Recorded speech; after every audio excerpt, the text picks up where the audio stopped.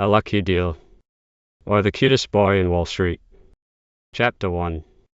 The Wolf at the Door. "I've been robbed," gasped Mrs. Hazard, a pleasant-featured little woman of perhaps 40, sinking into a chair, her face the picture of dismay. "Mother!"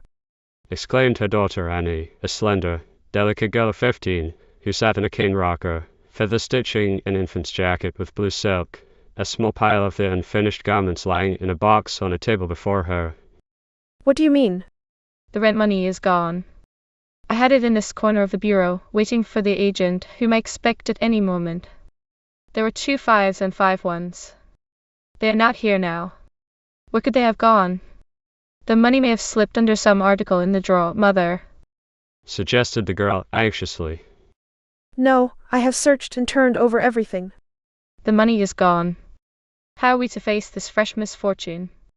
Mother and daughter looked at one another in silent discouragement. And well they might feel discouraged since, with the exception of perhaps 50 cents in silver, the missing money had represented their entire capital. And Jack, the other member of the family, a particularly bright and ambitious boy of 16 years, had just lost his position, owing to the failure of the firm with whom he had been employed ever since the death of the husband and father, 2 years before, had thrown them upon their own resources. During the lifetime of Mr. Hazard, the family had lived in a rented house on a side street in a very respectable neighborhood uptown and had been considered well off. Jack and Annie had graduated from the public school and were expecting to enter the high school with the next term, when their father died suddenly, and it was found that Mr. Hazard, who had been a liberal provider, had lived up to his means and, what was more unfortunate, had neglected to insure his life. Of course, Mrs. Hazard had to move to a cheaper home in the neighborhood, for the few dollars she found herself possessed of after the funeral and other necessary expenses had been paid would not keep them for any great length of time. Jack soon found a position with a wholesale house downtown, at $5 a week. Annie, who was naturally quite expert at fine needlework and embroidery, preferred to take in work to do at home to seeking a place in a factory or in a store as a sales girl, because she was not very strong. But homework was not very remunerative, so that the family really was dependent upon Jack, who fortunately was strong and healthy. Thus they managed to live, exist might perhaps be the better word, in a very humble but contented way until the boy was unexpectedly thrown out of work a few days before. Fortunately, Mrs. Hazard had got her rent together, for the first of the month was at hand, and the landlord's agent was a strict man of business and showed no favors to any of the tenants. And now, at the very last minute, as if to prove that misfortune never comes singly, the money she had saved by many small sacrifices was suddenly found to be missing. It certainly was hard luck. "Somebody must have taken it, Mother," said Annie, after a short silence. "The bills were there this morning after John went out, for I noticed them," said the little mother, sadly. "And I've been in here all the time except a few minutes when I ran out to the grocer's." "Was anyone here while I was out?" "Only Maggie McFadden." Miss McFadden lived in the flat across the hall. "You don't think she could have taken the money, do you, Mother?" "I don't want to think that she did," replied Mrs. Hazard, mournfully. "Maggie lost her position 2 weeks ago because there was some trouble about her accounts," said Annie, slowly, as though an unpleasant suspicion was forcing itself in her mind. The McFadden girl, who was somewhat airy and pert in her manners, was conspicuous in the neighborhood for the number and variety of her gowns and hats, and the gossips wondered where she got the money to pay for them all. When approached on the subject, she invariably said that Denny, her brother, made slathers of dough on the races, thereby intimating that that was the source which produced much of her finery, but many of her acquaintances knew Denny better than she had any idea of, and these persons rather doubted Miss Maggie's statement. At any rate, when she lost her position as cashier of a large packing house, the neighbors winked their eyes one at another and whispered, "I told you so." Mrs. Hazard was at no loss to understand what her daughter meant, and the sigh she uttered spoke her own thoughts as plainly as words. "We never could accuse her," continued Annie dejectedly. Mrs. Hazard shook her head. "Poor Jack." "What will he say when we tell him?" said Annie. It will be such a shock to him. He is so hopeful. He told me only this morning that as long as we had next month's rent in hand, the future didn't worry him. He'd see we go along somehow. Isn't he just the best and dearest brother in the world? I dread the agent's visit, for he will surely be here today. He is always so prompt. What shall I say to him? I don't know, Mother. The crisis was too much for them, and mother and daughter wept silently together. At that moment there came a sharp rap on the door. Mrs. Hazard started, hastily wiped her eyes, and with a nervous glance at her daughter, answered the summons. Mr. Grab, the agent for the premises, walked brusquely into the room. Good afternoon, madam. I presume you have been expecting me? Yes, sir, replied Mrs. Hazard vaguely. I never like to disappoint my tenants, said the agent grimly. Here's your receipt. I suppose you have the money ready. I'm afraid, sir, I will have to ask you to wait a few days, said Mrs. Hazard anxiously. Haven't you the money, madam? Spoke the agent rather roughly. I did have it in my bureau drawer, but what? Demanded Mr. Crabbe sharply. It is gone. Said the little woman, with tears stealing down her cheeks. Gone? Ejaculated the agent, lifting his shaggy brows. Where? I don't know. Mr. Crabbe rubbed his chin, on which had sprouted a 3 days' growth of bristly reddish hair, and a threatening look came into his eyes. Madam, this is a very lame excuse. He said, angrily. It is the truth, sir. You can't pay, then? No, sir, but if you will wait. Wait, madam. I expect my tenants to pay up promptly. My experience is that if one can't pay on the first, one can't pay on the second or third, and that if you trust a tenant once, he always tries to take advantage of your good nature. But, sir, I have never failed to have the money ready before, and we have lived here more than a year. Quite right, madam, and in consideration of that fact I will on this occasion allow 3 days' grace. I will call at 12 o'clock on Friday, and if you are not ready to pay then, I will have to serve you with dispossess proceedings. Good day, madam. Mr. Crabbe thereupon and took his departure, leaving his distressed tenants in a sad state of perplexity as to where the needed $15 would come from in so short a space of time. Chapter 2, in which Jack Hazard makes a hero of himself. When Jack Hazard left his home that morning, after kissing his mother and sister, as was his invariable custom, he was in good spirits. I'll get something to do today, sure. He said to himself. Mother has the rent, thank goodness, and I haven't that on my mind. He found his particular friend, Ed Potter, waiting for him at the corner. Ed worked in a Van Water Street printing house, and he and Jack always walked downtown from the neighborhood of Grand Street together of a morning. Haven't caught on yet, have you, Jack? Inquired Potter. No, but I've a dozen places here I've cut out of the world that I'm going to look up. Hope you'll connect with one. If you knew anything about type sticking, I could put you onto a job. There's a shop on Nassau Street wants a boy to pull proofs, hold copy, and fill in at the case on plain reprint. If you were only up in the business, you could get $7 or $8 a week. I should like to earn as much as that, said Jack, eagerly. but I guess I'll have to be satisfied with less to start with. Why, one of these jobs is in Brooklyn, said Ed. You aren't going over there after work, are you? Sure, if I fail to get it on this side of the bridge. Replied Jack, with a determined air. But it'll cost you car fare every day. No, they won't. I mean to walk over the bridge. You'll have to leave the house earlier. I guess I will, and get home later, but when a fellow is looking for work, things don't always come his way. However, I mean to try for all my New York ads first. Oh, that Brooklyn place will be gone long before you cover all these other jobs. It won't be worthwhile bothering about it. I'm not letting anything get by me.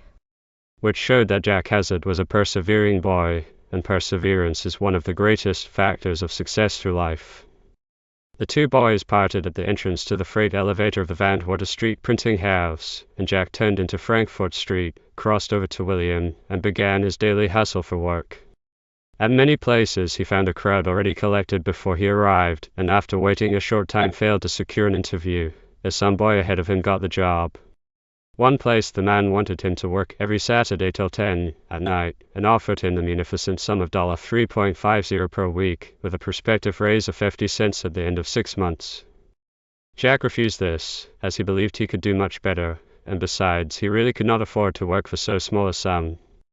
At another place he found he would have to work on Sunday every other week, and this being against his principles, he moved on.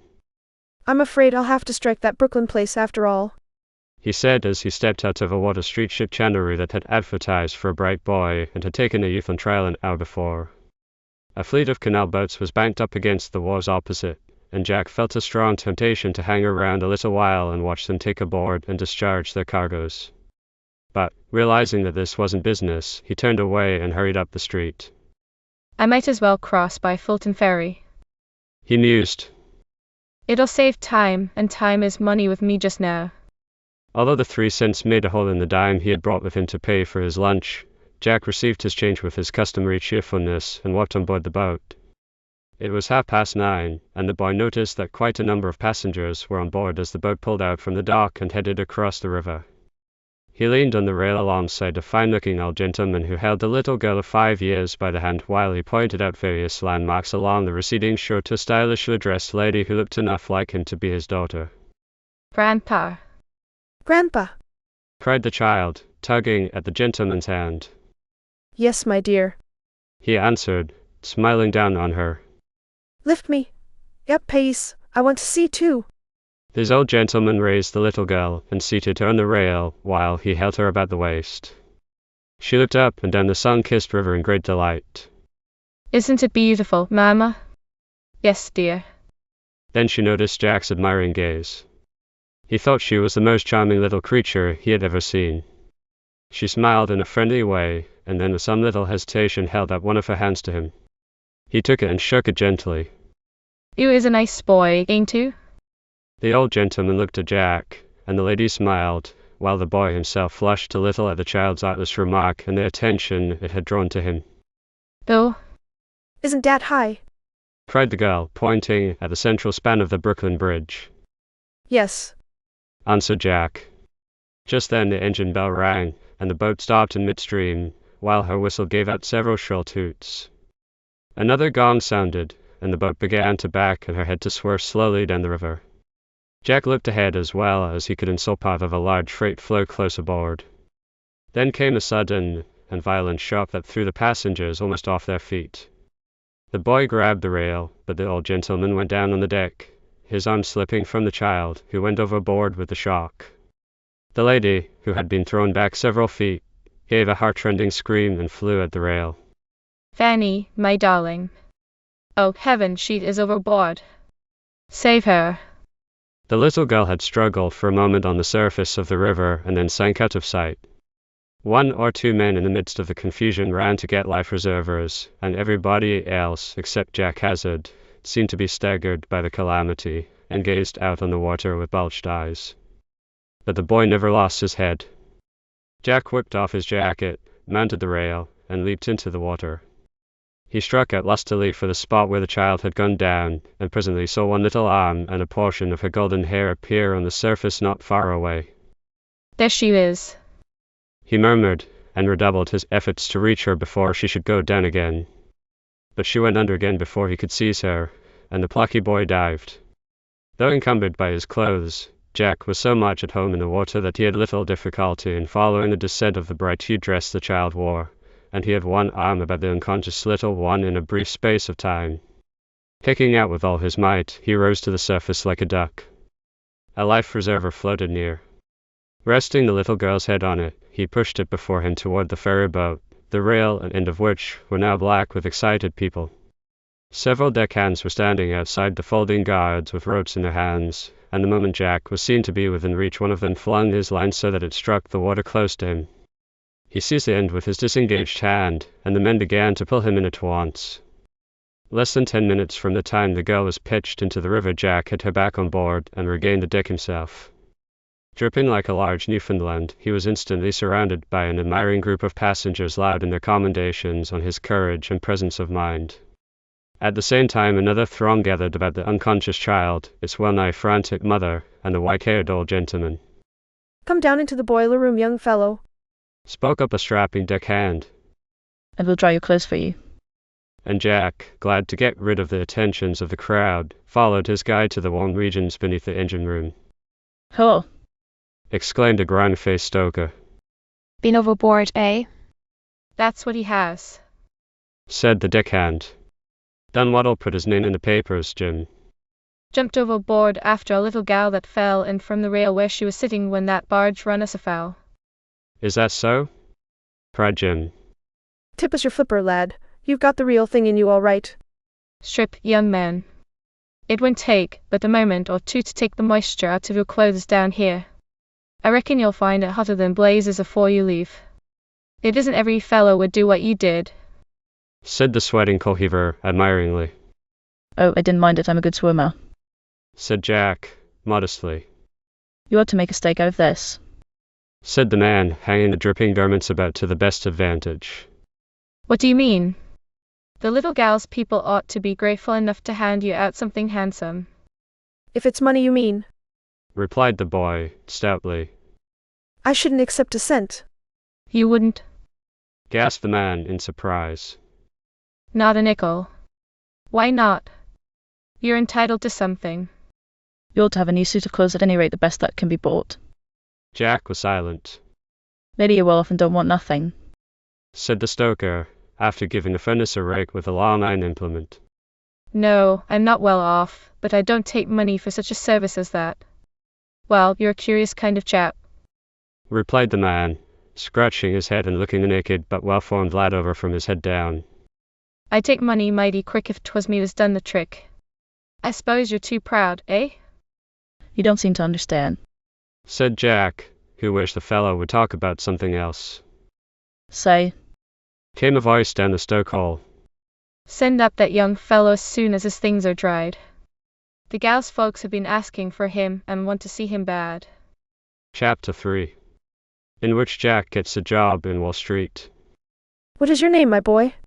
Asked the white-haired old gentleman who had accompanied the lady and the little girl on the ferryboat when, a little later, just before the boat was ready to start on her return trip across the river, Jack presented himself in his wrinkled and not thoroughly dried clothes before him in the waiting room of the fur house.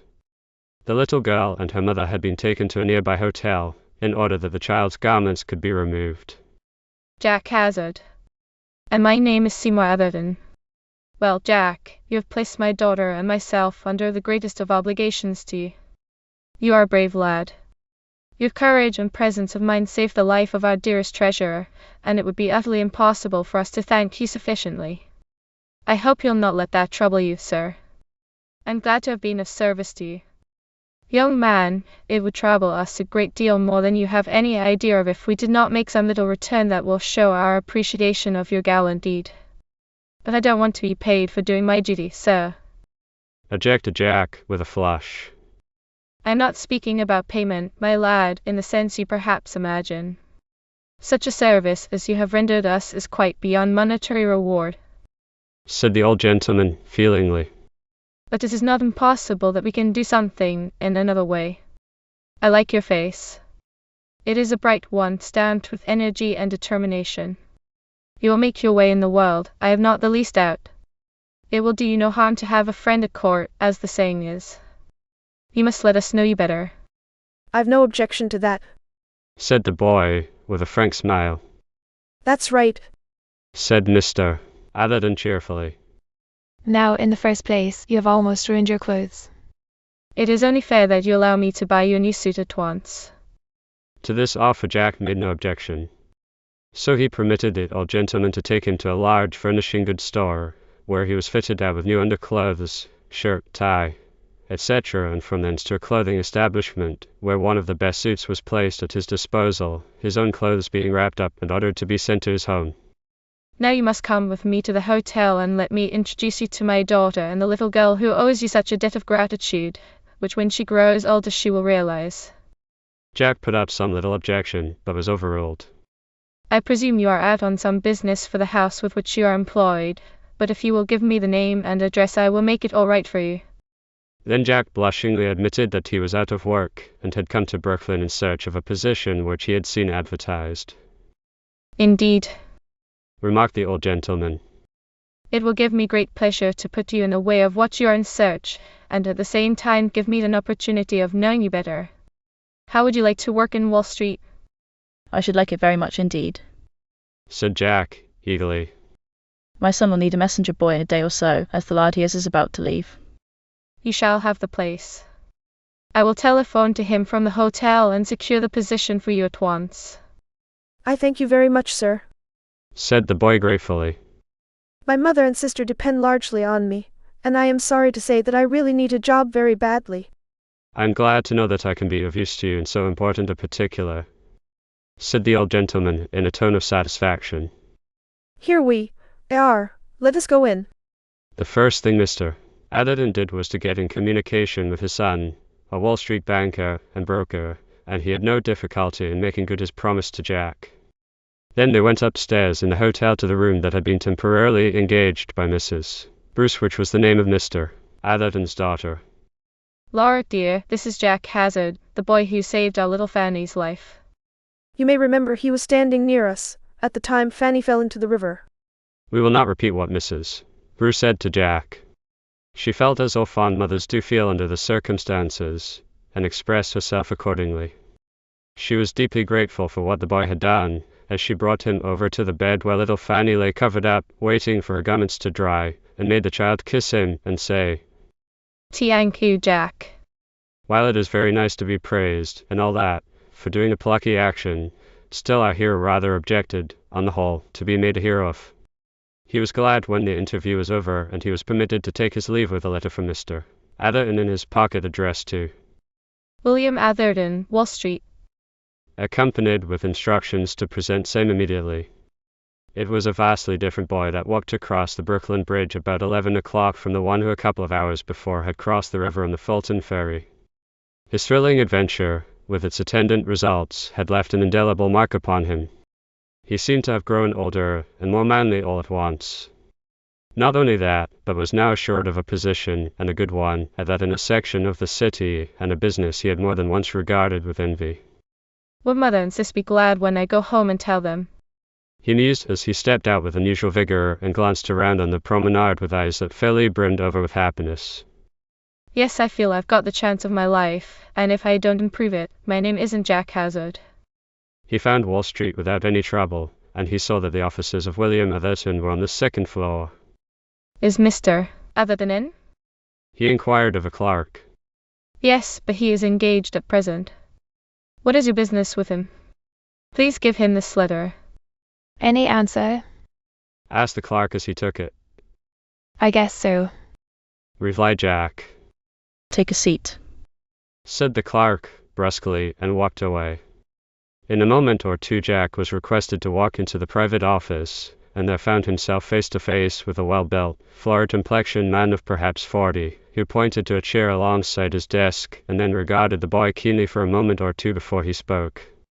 I see you have rendered our family a special service, young man, said William Atherton, in a genial way. I should be glad if you would give me the particulars, as I'm naturally very much interested. Jack with all due modesty related in as few words as possible how he had saved the life of little Fanny Bruce. You certainly deserved every word my father has said about you in his letter. To his gratitude I will now add mine that ought to cover both our sentiments fully. And now I understand you wish to enter this office as a messenger. I hope you will give me trial, said Jack, earnestly. Undoubtedly. You are recommended by my father, and what little I know about you pleases me. You look to be apt and bright. Are you well acquainted with the low part of the city? Yes, sir. With whom were you last employed? Jack told him, and said he could refer to the members of the late firm. It is scarcely necessary under the circumstances. Just write your full name and address on that pad. Thank you. That will beat all. Your wages will be $7 to commence with, and I shall advance you as circumstances permit. You can start in tomorrow morning. The hours are 9 to 5. Report to Mr. Bishop. When Jack left the office, he was the happiest boy in New York. Chapter 4. How Jack Proposes to Raise the Rent Money. Jack was quite unprepared for the shock that awaited him when he reached home early that afternoon in high spirits. Mother, He cried, dashing impetuously into the room where Mrs. Hazard was assisting her daughter with her work. what do you think? I've got a dandy place in Wall Street, and then to get $7 to commence with. Why, what's the matter? He stopped suddenly and regarded them with some surprise. You've both been crying. What's up? We've met with a terrible misfortune, John, replied his mother. Why, what has happened? And the boy sat down with a shade of apprehension in his face. The money we had for the rent, Began Mrs. Hazard slowly. Well, it's gone. Gone. gasped Jack, We think it was taken by somebody. put in Annie sorrowfully. You don't mean that. A few words of explanation made him as wise on the subject as they were themselves, and the boy looked down ruefully at the carpet. So, you think Maggie McFadden may have taken it? He said, presently. There was nobody else in here today. Said Annie. As you didn't actually see her take it, of course we can't accuse her. She must have found out that you kept money in that drawer and made up her mind to steal it at the first chance. She must have been pretty slick to get away with it right under your nose. Well, it's pretty tough.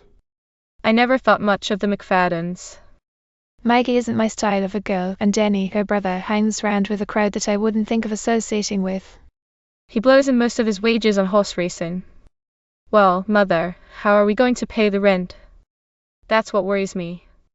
The agent was here and was much put up because I could not pay him. He has allowed me 3 days to get the money together again. If the rent is not paid by Friday, he told me we'd have to move. Gee, this is simply fierce. And to think that everything looked so bright to me a while ago. If I only knew where I could borrow $15, we could pay it back in a little while, now that you have secured a position, said Mrs. Hazard. You got the situation through one of the World ads, didn't you, John? Asked his sister. No, sis, and you could never guess how I did get it. They don't often advertise those kind of jobs. Dear me.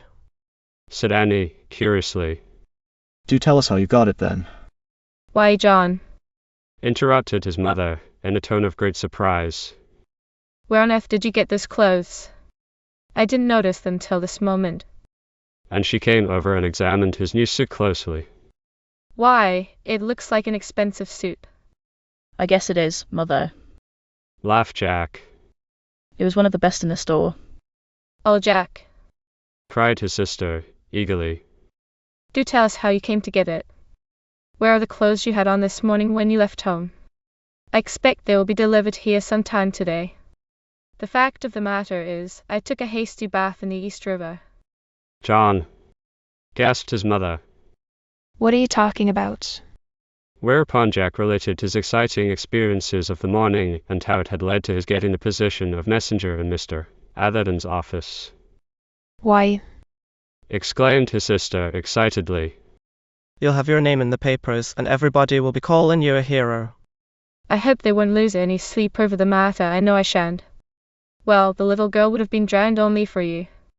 I guess she would. Admitted Jack. I didn't expect to get anything for what I did, but all the same, I'm not kicking because I was presented with a good job. We need the money, sis. When do you begin your duties? Tomorrow morning at 9 o'clock. And when do you get through? 5 o'clock. Dear me, you have banker's hours, haven't you?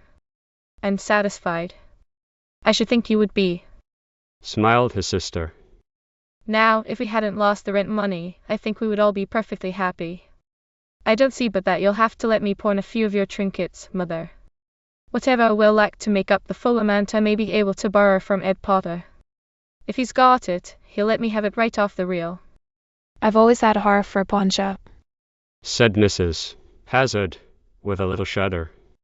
It brings the realization of one's circumstances too much to heart. I know, Mother, but I don't see how we can avoid patronizing the place under our present emergency. We must have the rent. True, answered his mother, with a sigh. But I won't agree to let you go there until the last moment. That night Jack got $3 from his friend Ed, and at the same time told him he had got a situation in Wall Street. Potter was delighted to hear that his chum had secured such a fine job. It's a great sight better than printing, he remarked.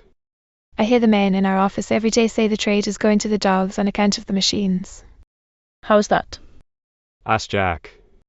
Well, you see, an operator on a merchant thaler can stack up 40,000 ends per day and upward, according to the copy and his expertness, while a hand compositor is lucky to average 8,000. So, you see, the piece hands, as they call 'em, ain't wanted anymore. And that has thrown a lot of printers out of work, has it?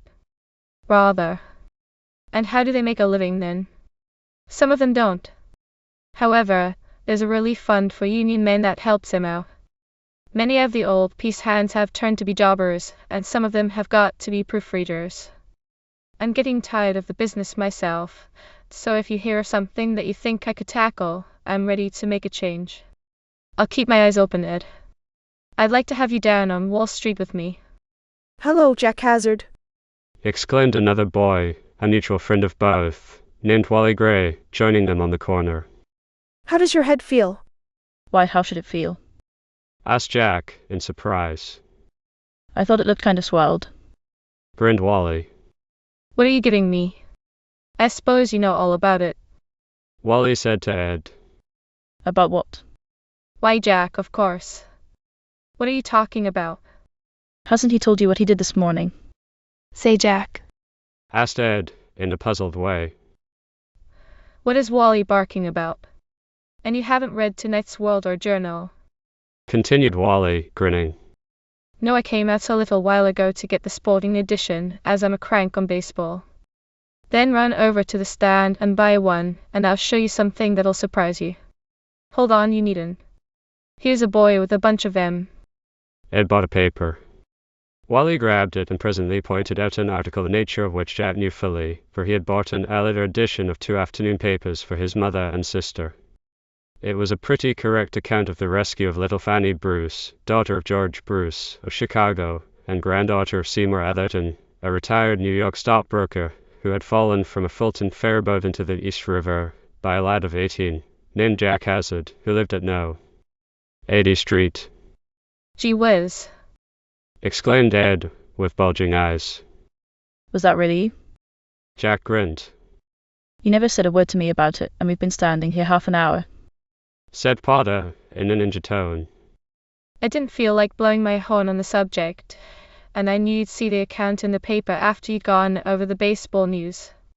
Well, I'm blowed if this isn't a surprise. Said Ed. It knocked me all lopsided. Chipped in Wally. I suppose you've been interviewed by the reporters like any other great man. Said Ed with a chuckle. I've seen 1 or 2. You ought to make a good thing out of this, Jack. The paper says that the old gent is a moneybag. Said Ed, with a twinkle in his eye. Didn't he hand you a liberal check? Doesn't look like it, does it, when I've just borrowed $3 off you? That's right, but I suppose he'll stump up in a day or so. What for? Demanded Jack, sharply. Why, for yanking his granddaughter out of the wet, of course. Grinned Ed. Nonsense. He won't do anything of the kind. Then you'll be a mighty mean. Hold on there. Cried Jack.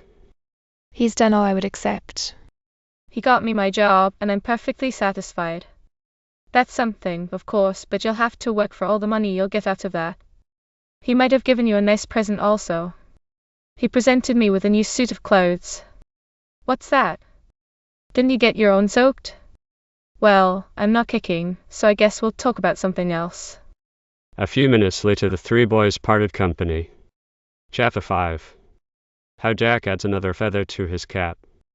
Next morning Jack appeared at Mr. William Atherton's office a few minutes before 9 o'clock, ready for business. Mr. Bishop hadn't arrived, so the boy took a seat in the outer office and waited for him. He came about 10 minutes later, and Jack reported to him as he had been told to do. The manager looked him over attentively and seemed to be pleased with his looks. Well, Jack, Said Mr. Bishop. Mr. Atherton has spoken to me about you. You seem to be a smart boy, and that is what we want here. You appear to have acquired something of a reputation for nerve and cool-headedness for one so young. You have made good friends for yourself by your courageous act of yesterday, which, I see, is reported in the morning papers. It remains for you now to justify the excellent opinion they have formed of you. Now, as to your immediate duties, you will, for the rest of the week, assist our messenger, whose place you have been employed to fill. He will leave on Saturday. I presume you are tolerably acquainted with the financial district. Yes, sir. replied Jack, respectfully. Very good. Now come inside, and I will make you acquainted with the boy you are to succeed. Frank Simpson, the messenger, was perched on a high stool at a desk, sorting over a pile of papers for the head clerk. He was a pleasant-featured boy of 15 and appeared to be glad to know his successor. Where have you been working? He asked Jack. I was employed by Hogg and Newman in Stone Street, but the firm went up a couple of weeks ago. Never worked in Wall Street then? No. Well, you struck a dandy place when you called on here. How did you come to get the tip? Evidently Simpson hadn't read about Jack's adventure in the papers. Mr. Seymour Atherton sent me here. Oh, I see you're acquainted with the old gent. Jack nodded, but did not mention how that acquaintance came about. Then I guess you're solid. All right. Added Simpson. There, I'm through now. Come outside. The two boys walked into the outer office and took possession of a couple of chairs in a corner. This is your post. When the boss or the manager wants you, he taps a bell and you answer it, see? Jack understood, and an instant later Mr. Bishop's bell sounded. I'll take the call, said Simpson, skipping over to the manager's private office. He was back in a moment. You're to deliver this envelope at the address on Exchange Place and wait for an answer. I'm off for the Siemens Bank. The boys seized their hats, descended the stairs together with a hop, skip, and a jump, and parted at the door. Jack turned down Broad Street, crossed over, past the Stock Exchange, and hastened along until he came to Exchange Place, a narrow thoroughfare, more like a lane than a street, which was somewhat gloomy even on the brightest days because of the tall buildings that fringed both sides. He easily found the number he wanted, took an elevator, and was carried to the top floor. Number 96 to your left. Said the elevator man as Jack stepped out into the corridor. Numberless doors, the upper part of which were fitted with frosted glass bearing the name of a firm, stared the boy in the face as he hurried forward and turned down a shorter corridor to the left as he had been directed to do. No. 96 was at the extreme end of the corridor facing him, so he had nothing to do but walk straight ahead, turn the handle of the door, and enter. He delivered the envelope to a dutish-looking clerk and then flopped down on a cane chair. At that moment there was a sudden commotion in the private office of the firm. All the clerks looked up in a startled way as a man's voice exclaimed, in hoarse accents, I tell you I'm utterly ruined. I can't deliver that stock by noon, and since you refuse to let up on me, Hearts, there's nothing left for me to do but this. You crazy, man, put down that revolver. in low but not less excited tones. The words were followed by the noise of a struggle in the private office. A heavy chair was overturned, and then the second voice cried, Help.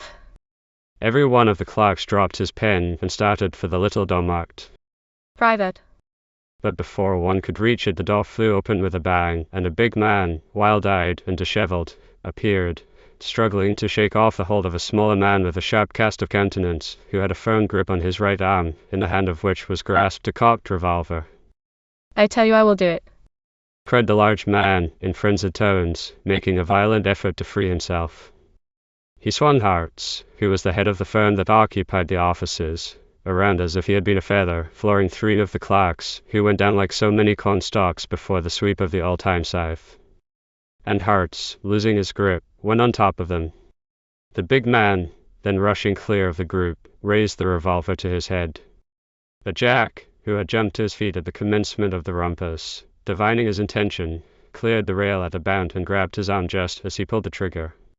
The sharp explosion mingled with the splintering of glass as the bullet grazed the would-be suicide's temple and crashed through the window pane fronting on Exchange Place. Partly stunned, the desperate man staggered forward 2 or 3 feet and then sank down, while Jack succeeded in wrenching the pistol from his relaxed fingers. By this time Mr. Hearts and his clerks had picked themselves up and were looking with blanched faces at the fallen visitor, down whose pale countenance trickled the thin stream of blood, from which they seemed to infer that the big man had succeeded in destroying himself. The shot had aroused all the offices along the corridor, and brokers, clerks, visitors, and others came rushing out. Nobody knew exactly whence the report had come, but somebody opened Hearts's door and looked in, and he saw enough to satisfy him of the true state of affairs. Others crowded in after him, and soon the intelligence flew through the building that a man had committed suicide in Burkhartz's office. Gentlemen! Gentlemen! Cried Hartz, waving his arms. Please don't crowd in here. Schultz! To a clerk.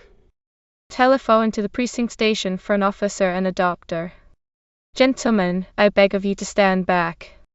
Jack, kneeling beside the big man, wiped the blood away from the scalp wound. He'll be all right in a minute or two, said the boy to the excited broker, who seemed to have lost his head over the affair. He didn't kill himself, eh? Said Hartz in shaky tones. No, I grabbed the revolver in the nick of time. Where did the bullet go? It smashed one of your window panes. What have you done with the revolver? I've got it in my pocket. You better let me have it before he revives. He's coming to now, said Jack, handing the weapon to the broker, who rushed into his private office and hid it. The big man, whose name Jack had found out was Oliver Bird, recovered his senses and looked blankly around as if he didn't comprehend what had happened to him or where he was. How do you feel now, sir? Asked Jack, assisting him to rise. Feel? Why, what's the matter with me? I didn't have a fit, did I? The boy didn't feel like making an explanation, for he knew the man would realize the situation in a moment. Let me assist you into the private office, sir. He suggested, thinking it well that Mr. Bird should be removed from the curious gaze and remarks of the outsiders who blocked up the space outside the railing. Oliver Bird made no objection to this, but as soon as his eyes fell on the face of Mr. Hartz, everything came back to him like a flash. He glared at the broker, and for a moment it looked to Jack as if there was going to be trouble. Hartz, however, staved it off by saying quickly, Sit down, Mr. Bird, and we'll talk the matter over again. I've decided to let you have 24 hours in which to settle up. As Bird sank into the chair, apparently pacified, Jack retired and shut the door. You've got something going back to Atherton's, haven't you?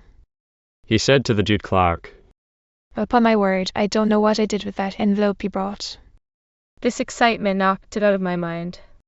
I think it's sticking out of your pocket, said Jack with a grin. Bless me. So it is. Just wait a moment. And he rushed over to the head bookkeeper, who, with the cashier, was trying to induce the mob to leave. Jack had to wait several minutes before another envelope was handed to him to take back. While he was waiting for it, several of the clerks gathered about him, complimented him on his nerve and presence of mind, and asked him his name. On his way to the elevator, he passed an officer and a man in plain clothes, aiming for Hartz's office. Gee, he said to himself. I guess it's a mighty lucky thing for Bird I was on hand. He evidently meant to put that bullet into his brains. Chapter 6. What Jack picked up on Wall Street. Oh. What kept you so long? Exclaimed Frank Simpson when Jack entered the outer office on his return from his exchange place errand. There was a little excitement over at Hartz's office that tangled everybody up. I'll tell you about it in a moment. And Jack steered himself into the manager's office, delivered the envelope, and explained the cause of the delay. What? Oliver Bird tried to blow his brains out in Hartz's office, eh? I heard he was one of the shots that were badly squeezed yesterday in D. Who? And Q. Stock, said Mr. Bishop. how did the affair end? Jack explained as modestly as possible the hand he had had in the matter. Upon my word, he saved the man's life then. Why, Bird is a big, strong man, and he must have been half crazy at the time. How did you manage to do it? I made a jump and grabbed his hand just as he pulled the trigger. That's all I know about it. Your presence of mind prevented the sad tragedy. Bird is a good fellow, and it is evident Hartz turned the screws on him down to the last notch. Nothing short of absolute ruin would cause Oliver to lose his head. The fact that he had a revolver shows that he went to Hartz in a desperate frame of mind. It seems to me, young man, added Mr. Bishop with a smile, that you're determined to keep your name before the public. If you're not interviewed by a reporter inside of 30 minutes, I shall be much surprised. Say, Jack, you're a wonder, exclaimed Frank Simpson, after the new messenger had narrated to him the affair at Hartz's office. I've just been reading the account in the Herald of how you saved the boss's niece, Fanny, from drowning in the East River. All the clerks are talking about you. Gee, I wish I had your nerve. But the two boys hadn't much time for talking. Business was beginning to rush on Wall Street. Simpson was presently sent on an errand down Broad Street, and shortly afterward Jack was sent to the New Street entrance of the Stock Exchange with an envelope for Mr. Atherton, who was busy on the floor. It was several minutes before he was able to reach Mr. Atherton, and during that interval the boy gazed upon the tumultuous scene before him with something like wonder, for it was new to him. The crowd of brokers was divided into a dozen or more groups, more or less clearly defined, shrinking or increasing in size from time to time as the excitement grew or waned around that particular bone of contention. And the roar and hubbub flowed and ebbed in like manner in different sections of the exchange floor. I'll sell 1,000 at 86 1/8. Shouted Mr. Atherton. At this, half a dozen clamorous hands were raised and shaken at him furiously. Any part of 1,000 at 86. Continued the broker. At this, Jack saw hearts break into the circle with his hand upraised in a wild Comanche yell. Atherton said something, and both men made entries on the tablets. Shortly afterward Mr.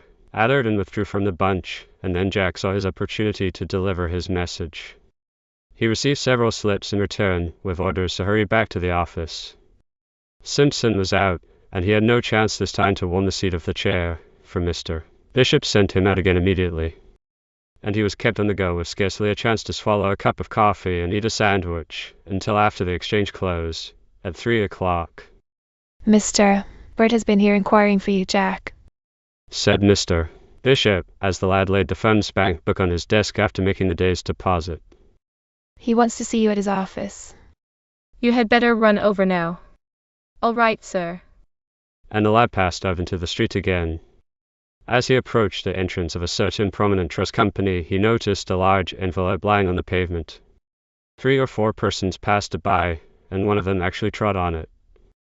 It looked as though it had been discarded by someone, and Jack, whose first idea had been to pick it up, felt ashamed to touch it lest some of the kids coming along should give him the laugh. He was about to pass it when a messenger, rushing out of the trust company, gave it a kick, sending it flying against Jack's feet, and then the boy concluded to examine it, for the way it had flown through the air showed it to be at least a bit weightier than an empty envelope. And it was, for a fact. As Jack hurried on, he counted 6 $1,000, 1 $500, and 2 $100 banknotes. And that was all. No memorandum, and no name or address either inside or outside. Gee whiz, he exclaimed. $6,700, and no clue to the owner. And to think I'd have passed it by like a score of other people have done, if it hadn't been for that little messenger kid kicking it almost into my hands. Who does it belong to? Some fellas might say and Denny McFadden is one of that kind that findings is keepings, but I'm not built that way. I'll hand it over to Mr. Bishop, and perhaps he will hear of the party that lost it. At any rate, it doesn't belong to me, and I have no right to keep it. Jack, who had been brought up to regard honesty as the best policy, stowed the envelope away in an inside pocket of his jacket, and then mounted the stairs leading to Oliver Bird's office. The boy was admitted to Mr.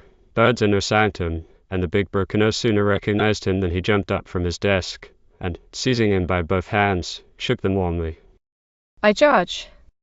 I don't know how to thank you for saving my life this morning, he said, in a voice that quivered with emotion. I certainly was not in my right senses at the time, and but for your quickness and nerve I would have been a corpse a moment later. Think what a shock you have saved my family. Young man, I shall be grateful to you all my life. And while he spoke he held on to the boy's hands.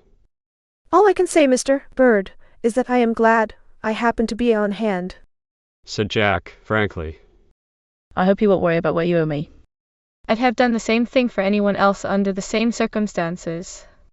But I shall worry about it, young man, until I have done something for you to show my gratitude. I don't want you to do anything for me, sir. I'm perfectly satisfied with knowing that I saved you from doing a rash act. But that won't satisfy me. Jack was silent.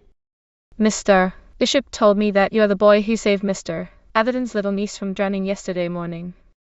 Most of the brokers have read about it in the papers this morning, and I have heard a score of them talking about you. And now this crazy act of mine is printed in all the afternoon editions, and I'll bet if there is one there are 100 men about the street who are trying to get a chance to see what sort of a boy you look like. Nobody seems to know you as yet. How long have you been working for Atherton? This is my first day. replied Jack. Well, I thought you were new down here, else I had probably seen you before. I asked Hutz and his chief clerk about you, but they could tell me nothing more than that you came there from Atherton's, and that was the only way I located you. Now I want you to call at my house tonight, will you? My wife will certainly insist on seeing you. All right. Said Jack, who felt that it wouldn't be polite to refuse the broker's request. I'll try and call about 8 o'clock. Said the boy cheerfully. I shall expect you. Said Mr.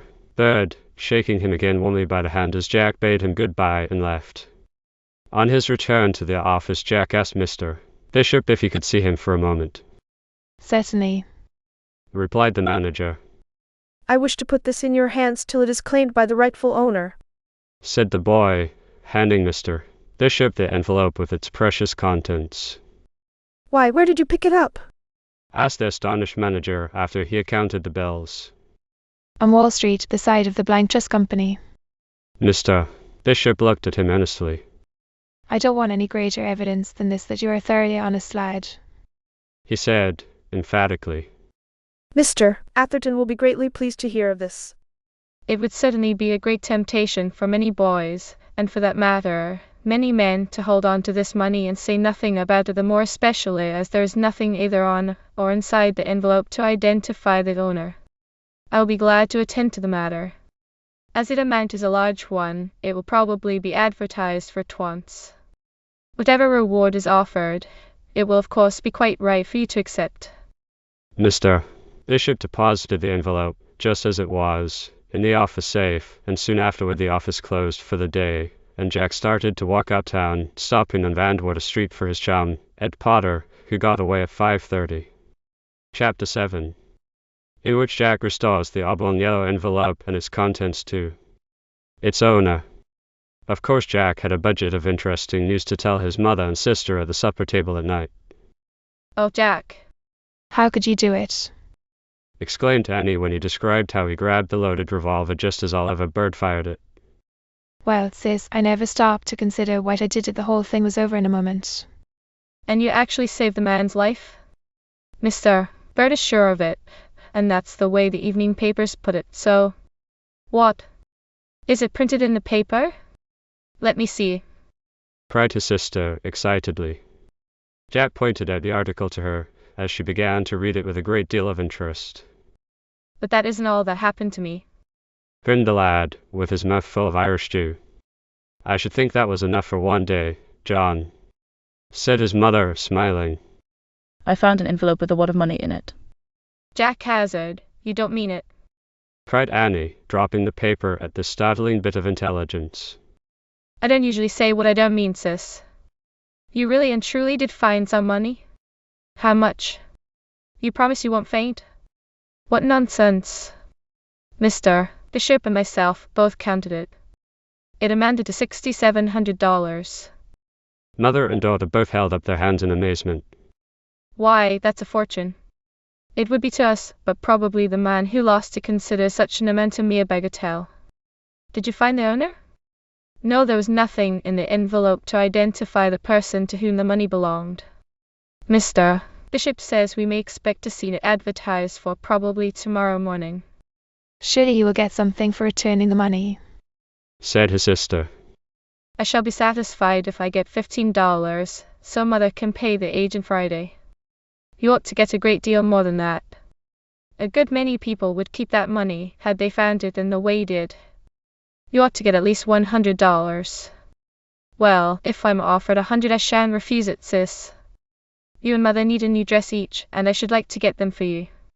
It's very like you, Jack, to think of us first, but we'll talk about all that when we see what you do realize out of your find. All right. Said Jack, helping himself to another hot biscuit. The whole neighborhood is talking about you, Jack. Said his sister. More than a dozen people whom we never saw before were in here today talking to Mother and saying ever so many flattering things about you. Now, when they read tonight's paper, I'm afraid we shall have another crowd tomorrow. Why, you'll be considered a regular hero. I'd like it better if they wouldn't interest themselves so much with our affairs, sis. Said Jack, in a tone of annoyance. They wouldn't make themselves so prominent if we were dispossessed because we couldn't pay our rent. I'm afraid we'll have to submit with the best grace we can. It is one of the penalties of newspaper notoriety. After supper, Jack started to walk uptown to No. East 6th to 2nd Street, as he didn't feel that he could afford car fare. He reached Mr. Budd's residence, a 4-story brownstone front, a little after 8 o'clock. He was very kindly received by the broker and his family, who regarded him as the savior of the household. He spent a very pleasant hour, and when he insisted that it was time for him to go, Mrs. Budd stepped up and presented him with a very handsome little gold watch and chain as a small token of their gratitude and esteem. Jack was very much surprised, not expecting anything of the kind, and for the first time in his life he was at a loss how to suitably express himself. The very first thing Jack did next morning when he reached the office was to look over the Lost and found column in the Herald. But he failed to find anything having reference to the money he had found. Hello. Exclaimed Frank Simpson, who sat beside him, reading the World. Say, this is pretty tough. What's tough? Asked Jack, without looking up. Why, here's a story about a woman who lost a big wad of money yesterday. What's that? Asked Jack, with sudden interest. She and her husband had been saving up and pinching themselves for the last 20 years to save enough money to buy a house where they could spend their old age in security and comfort.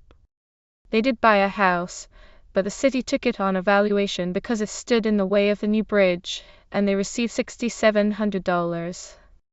They left this money with the Blank Trust Company on Wall Street. After looking around some time, they bought another house, and yesterday the woman drew the money from the trust company to pay for it and for the new furniture and other things they wanted. But when she got home she found that she had lost the envelope containing the money somewhere on the street, but just where she has no idea. She's about crazy over her loss. Gee whiz. If that isn't hard luck, I don't know what is. Concluded young Simpson emphatically. Where does she live? Asked Jack, in a tone of great excitement. It's down here somewhere. Answered Frank, looking over the article. Here it is, no. Prescott Street, Bronx. Let me have the paper. Cried Jack, grabbing it eagerly. He glanced over the article with feverish interest, then he rushed into Mr. Bishop's office and pointed it out to that gentleman. I guess there's no doubt that this woman is the person who lost the very money that you picked up yesterday. The amount, as well as other particulars, corresponds. Go around to the Blank Trust Company and have them describe the woman and the notes they paid her. The cashier will probably have a memorandum of the banks that issued the large notes, at any rate.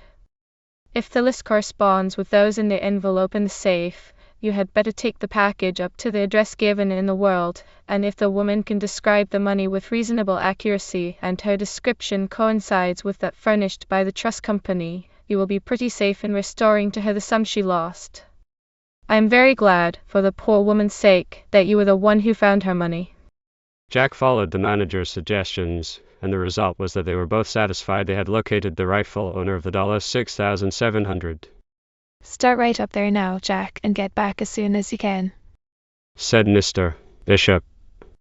The cashier will hand you the car fare. It was something over an hour before Jack reached the address printed by the World, a small, 2-story, frame building, one of a row of 6, on a side street off Westchester Avenue. He rang the bell, and a boy answered, holding the door partly ajar. I should like to see Mrs. Breeze. Said Jack, in a businesslike way. Are you a reporter? Asked the boy, doubtfully. Well, hardly. Grinned the young messenger. I'm from Wall Street. Who are you talking to, Bobby? Asked a woman's voice rather petulantly. There's a boy here from Wall Street who says he wants to see you. Answered the young hopeful. What does he want? What do you want? Repeated the lad. I want to see Mrs. Breeze in reference to the money she lost. Let him come in. And Jack was admitted. A sad-faced woman of 50, with her eyes swollen from weeping, made her appearance from a back room. Has any trace been found of my money? Asked the woman, with suppressed eagerness. If you will describe the notes as well as you can remember them, I will be able to answer you, said Jack, who saw that Mrs. Ree's personal description exactly corresponded with that furnished by the trust company. The 6 $1,000 bills were new, but I didn't notice the name of the bank either on them or on the other notes, one of which was a $500 and the other two $100. I had them in a large, oblong envelope. That is all I can say about them, I think you have described them correctly. said Jack, producing the envelope he had picked up. Is this your property? The woman pounced on the envelope like a hawk, opened the flap, took out the money, and counted it with eager eyes. Then, satisfied that it was all there, restored to her in the most wonderful manner after she had given it up for lost, she sank back in her chair and began to cry convulsively. After a moment or two she recovered her composure and inquired of Jack how the money had been found. He told her how he had picked it up close to the entrance of the trust company. She had drawn the money at 2 o'clock, and Jack had found it close on to 4.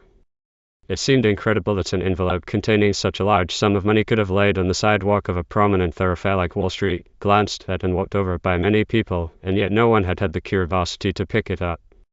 "What is your name?" asked Mrs. Rees. Jack Hazard, madam. You are an honest boy.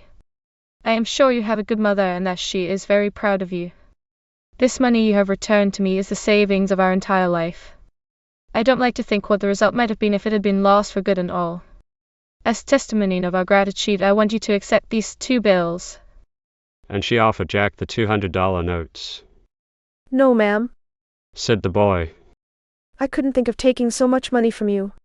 But you must, or you will take away half the pleasure I feel at the recovery of my money. Really, it is a great deal less than you really deserve. I insist that you accept them, said Mrs. Rees firmly, forcing the bills into his hand. Jack saw she was intensely earnest in her demand, and with some reluctance he put them in his pocket. I am very happy indeed that you have got your money back. He said as he rose to go. I feel like another woman to what I did before you came here. Be sure I shall not soon forget the honest lad to whom I am indebted for its recovery, were her last words as Jack ran down the steps after bidding her goodbye. Chapter 8. A derelict of Wall Street. On his way back to the office, Jack stopped at the Siemens Bank on the corner of Wall and Pearl Streets and opened a personal account for $150. The balance of the $200 he had received from Mrs. Rees he handed over to his mother when he got home that night. You may be sure there was great joy in that little household over this unexpected windfall, and now the future looked very bright for them indeed. On Saturday afternoon, Frank Simpson severed his connection with Mr. Atherton's office, and the 2 boys parted in an especially cordial way.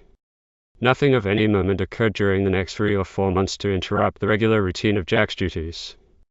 He and his chum, Ed Potter, both had the Saturday half-holiday during the summer, and they put it in mostly playing ball up at the Olympic field. One day Jack learned that Hartz's messenger was about to leave him, so he called on the broker and asked him if he would give his friend Potter a trial. Hartz, who had a good opinion of Hazard, readily agreed to oblige him, so next day Ed came down to Wall Street and Jack introduced him to Hartz. In a day or so, Potter was taken into Hartz's office on trial, and, proving satisfactory, was told that he would be advanced, if he deserved it, when the opportunity presented itself. Everybody who ran across Jack Hazard liked him. This was especially true in respect to those in the office with whom the boy came into daily contact. From Mr. Atherton himself down to the least important clerk, it was all the same. It is possible, if there was any choice in that matter, Jack liked Millie Price, the stenographer and typewriter, better than anyone else. Most everyone said she was a pretty girl, and what everybody generally says goes. She was certainly attractive in her manners, vivacious in her talk, and generally polite and agreeable in her deportment. She was a smart worker, was well up in her business, and had the confidence of the firm. She has a level head and doesn't put on any airs, said Jack to his friend Ed one day when he was speaking about her. I suppose she gets good pay, remarked Potter. I believe she gets $12. She lives in Brooklyn with her mother, who is a widow, and I guess all the money they have is what she makes. She isn't the only girl that supports a home. That's right, nodded Jack, and then they began to talk of something else. Next day Jack happened to be over at Hutz's office on business for his firm when a cedar-looking old man with a dissipated and dejected aspect shuffled into the place. I want to see Mr. Hart. He said in a trembling voice. Mr. Hart is engaged, Replied the clerk, turning away. Just then Hutz came out of his private room, and the visitor motioned to him in an eager sort of way. Well, Said the broker, coldly, as he stepped up to the railing. your account is closed, Mr. Tuggs. We sent you a notice and, as you didn't respond, had to close you out at 22 with a balance against you. Jenkins, Addressing his head bookkeeper. prepare a statement of Mr. Tuggs' account and hand it to me with notice of sale. Sit down, Mr. Tuggs. Statement ready presently. And Mr. Hutz re-entered his sanctum, while the customer, with a gesture of despair, tottered over to the indicator and examined it with hungry eyes. Jack had overheard it all, and he watched this old derelict of Wall Street with sympathetic eyes. Who is he? He inquired of the clerk who had brought him the envelope he was to take back to Adderton's. Whom do you mean? Old Tuggs? And the dapper clerk laughed sneeringly. He's got to be a regular nuisance round here, and we're trying to get rid of him. He was rich once, a retired manufacturer, I think, who caught the Wall Street fever. Hutz has always been his broker, and I guess has sheared him down to his last dollar.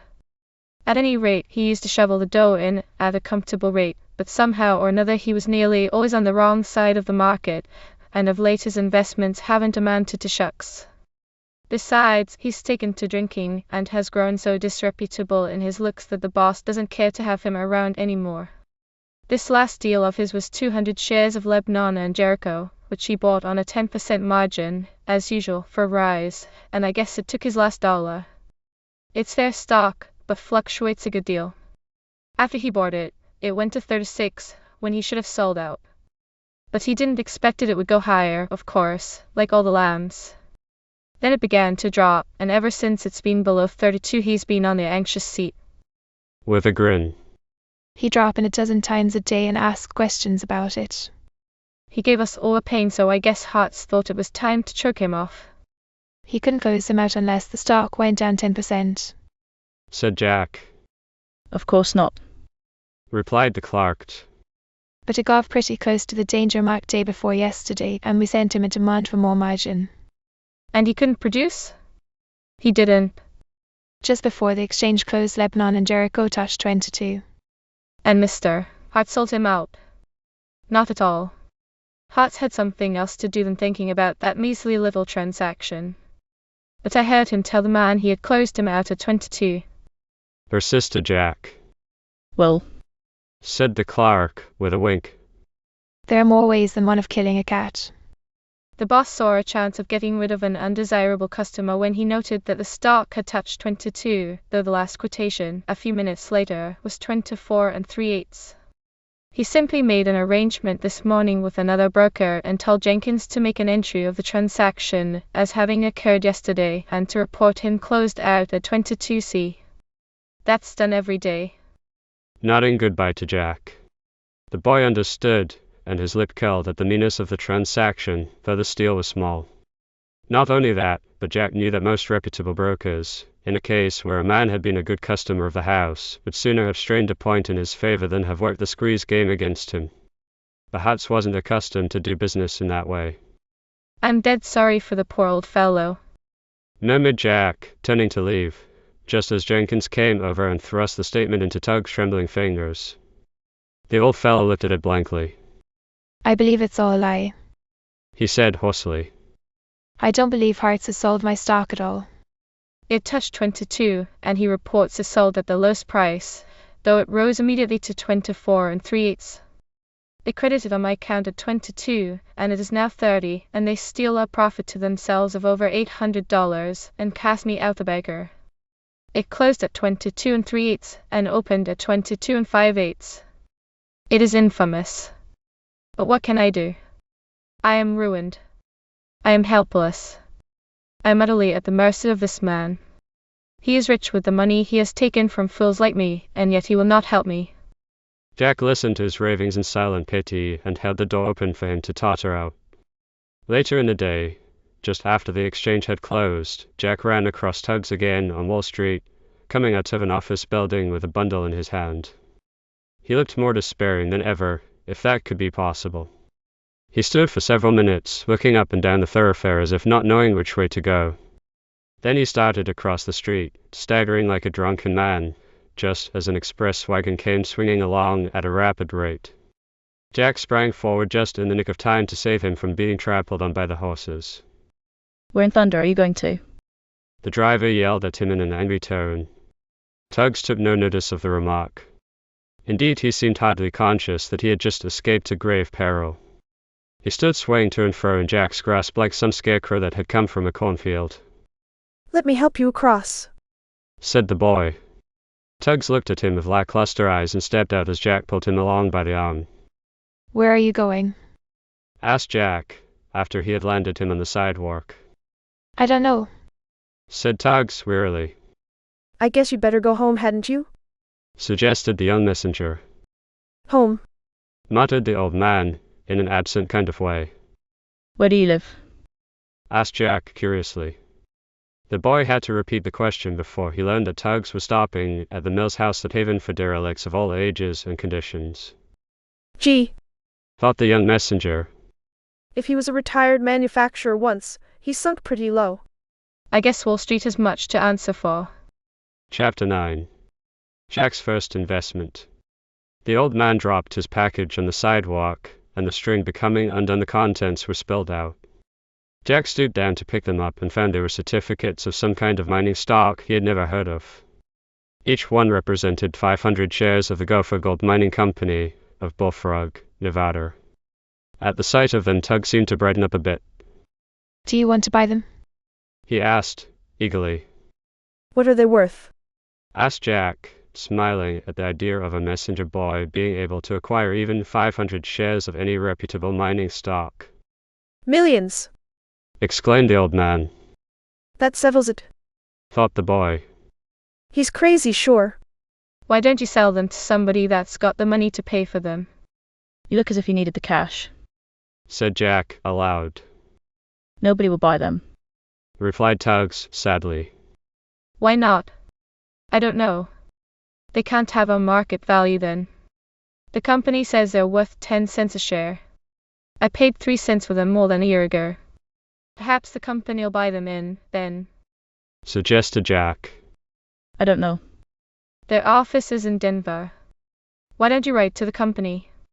I want some money now today. I haven't a cent to pay my room rent or get something to eat. Wailed the old man. Well, here's a $50 for you that'll see you through till tomorrow. You're very kind. I'm afraid I shan't live long. I'd like to sell you the stock cheap.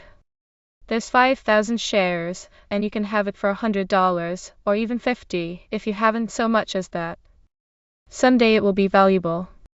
If selling for 10 cents a share today, that makes the shares worth $500. I'm afraid I can't buy them. Said Jack, shaking his head. It's a pity. Mumbled Tugs. You're losing the chance of your life. Well, I'll tell you what I'll do for you. Come up to our office and leave the certificates. I'll give you a receipt for them. Then I'll ask our manager what he thinks they're worth as a speculation. He knows a good deal about Western mines. If they're worth anything, perhaps the firm will take them off your hands, or I can get somebody to buy them. Just then Jack spied Oliver Bird coming out of his office. Wait a moment. He said. Maybe I can find out about them now. He's a broker I'm acquainted with. I'll let him see them. So the messenger boy darted up to Mr. Bird, who was glad to see him, and shook him cordially by the hand. "I wish you'd tell me, Mr. Bird, if this stock is worth anything," said Jack. The broker took the certificates and glanced at them. One of those wildcat mines advertised in the daily press to catch fools, said the gentleman, handing them back. Then you wouldn't advise me to invest $50 in these 5,000 shares. Hardly, Jack. Still, $50 isn't much to risk, and it is always possible for one of these mines, which are floated on the reputation of rich oilies in their neighborhood, to turn up a winner. If you can get these shares for $50 and can afford to invest that amount on a 100-to-1 shot, as I should call it, why, it's better than many investments I know of. Thank you, sir. They belong to that old man yonder, who has been ruined on the market. He was rich once, but he caught the street fever at Hart's, on Exchange Place, has been his doctor, I should say, broker. Grinned the boy. Bird's face clouded at the mention of Hartz's name. Hart's is one of the slickest men on the street. Said Mr. Wadd. And one of the hardest too, as I know to my cost. There isn't a particle of mercy in his make-up. He's ruined half a dozen brokers, to my certain knowledge. If it hadn't been that my rash attempt on my life that morning frightened him into making a certain concession, I should have been down and out. As it is, he didn't lose anything, and I was able to weather the storm. I have it from one of Hartz's clerks that the old man left all his money at their office. I should think he'd do something for an old customer who had been so unfortunate. Hart's isn't built that way, replied Oliver Bird. You don't think Hartz took unfair advantage of him right along, do you? Asked Jack. Now you're treading on delicate ground, young man. But I think I can answer your question this way. I dare say he had as much sure to win out at Hartz's as at any other broker's. No speculator who monkeys with the stock market has an even show for his money. It isn't the broker's fault, it's the game he's up against. The outside public make no money out of the brokers live on the outside public. You simply bet that a certain stock will go up or down. Generally it goes the way you don't expect, and there you are. Or you hold on too long, suggested the boy, who thought he knew why most of the uninitiated dropped their wealth. Of course, but who can guess the right moment to unload, eh, Jack? Well, I feel sorry for the old man. It's evident he's seen better days. I am thinking of taking this stock on the bare chance it may turn out to be worth something one of these days. Well, that's your lookout, Jack. I don't advise you to buy it, but if you want to take a flyer of that kind, the experience will probably be worth the price to you. Goodbye. Come up and see us soon. Thank you, I will. Good afternoon, Mr. Wadd. Then Jack rejoined Tugs, who during the interval waited for him like a submissive animal at the command of his master. Come with me, I'm going back to our office. I'll put your stock in the safe and give you a receipt for it. Come down about noon tomorrow, and I'll give you $50 for it. Tugs was satisfied, got his receipt, and left the neighborhood. Next day Jack bought the stock in regular form. When he told Mr. Bishop what he had done, that gentleman rather frowned upon the transaction. Finally, he laughed, and told Jack to write to Denver, enclosing the numbers of the certificates, and request the secretary of the company to make the proper transfer on the books of the company. He did so at the first chance, and went home feeling like a bloated capitalist on a limited scale. Chapter 10. How Jack acquired inside information. One morning Jack was sent to deliver a package of important papers at the office of a well-known millionaire capitalist. Entering the reception room, he found Hartz and another prominent broker standing by one of the windows, talking in a low tone together. They did not notice him right away, and though the boy made no effort to listen to their conversation, of which he couldn't hear much anyway, a bit of valuable information came to him quite unexpectedly that set him thinking very hard as he marched inside to deliver his package to the capitalist in the private office. He had heard Hartz and the other broker talking about a certain stock which they were going to corner. They had called on the millionaire, expecting to interest him in the scheme with others whose names were written down on a list referred to by Hartz during his talk. Now, many boys wouldn't have given the matter a second thought, or if they had, wouldn't have had the gumption to consider how they might avail themselves of the knowledge that every broker in the district would have given his head, so to speak, to have an inkling of. But Jack Hazard was smarter than a steel trap. Corners and such things were familiar terms to him. He hadn't burnt his fingers in the market as yet. He was a deal too cautious for that. But all the same, the fever had been working in his blood, and there was no telling when it would break out. He had his own idea about investing in stocks, and had figured the thing out until his brain sometimes got weary over the work. Practically, he was standing on the brink, like a timid bather on the seashore, tempted by the sight of the water, but hesitating to make the first plunge. And now, like a sudden inspiration, he believed he saw his way to a good thing. And it was a good thing, if he'd only worked it right. And he thought he knew how to do it. What are you thinking about? asked Millie Price, noticing the preoccupied air of the boy after he returned from the capitalist's office. I was thinking how I could make a haul, said Jack, with a grin of anticipation. Not in stocks, I hope, said Millie, with some concern, for she had little faith in Wall Street deals. That's for me to know and you to find out, Millie, said Jack, tantalizingly. Aren't you just horrid? She retorted, with a smile that showed the young messenger was a prime favorite of hers. I hope not. That's what you said about that Jude that wasn't here yesterday. I hope you aren't comparing me with him. The idea. Just as if I would, she said, tossing her head. Oh, by the way, who do you suppose was in here inquiring for you while you were out? Couldn't guess, Millie, unless it was the mayor, who is a particular friend of mine, said Jack, with a grin. What a ridiculous boy you are. It was Mr. Seymour Atherton. No, is that a fact? said the boy, with evident interest. I should like to have seen him. And he had your little mash with him, too, said Millie, with a mischievous smile. What's that? What are you getting off? Don't you really know who I mean? Of course I don't. I haven't any mash unless it's yourself, grinned Jack. Haven't you got a cheek? Laughed the stenographer, blushing. Well, then, I'll tell you who it was. It was Fanny Bruce, and she looked just too cute for anything. I'd like to have seen her too, said Jack. She's the loveliest little girl I think I ever saw, said Millie, enthusiastically. Ho! exclaimed Ed Potter, walking in. What are you two chinning about? Why don't you get busy? What am I paying you for? Hello, Ed. What brought you around? My feet. Did you think it was an automobile? Isn't he funny? said Millie. You must excuse him, Millie, he isn't responsible at all times. I suppose you think that's amusing.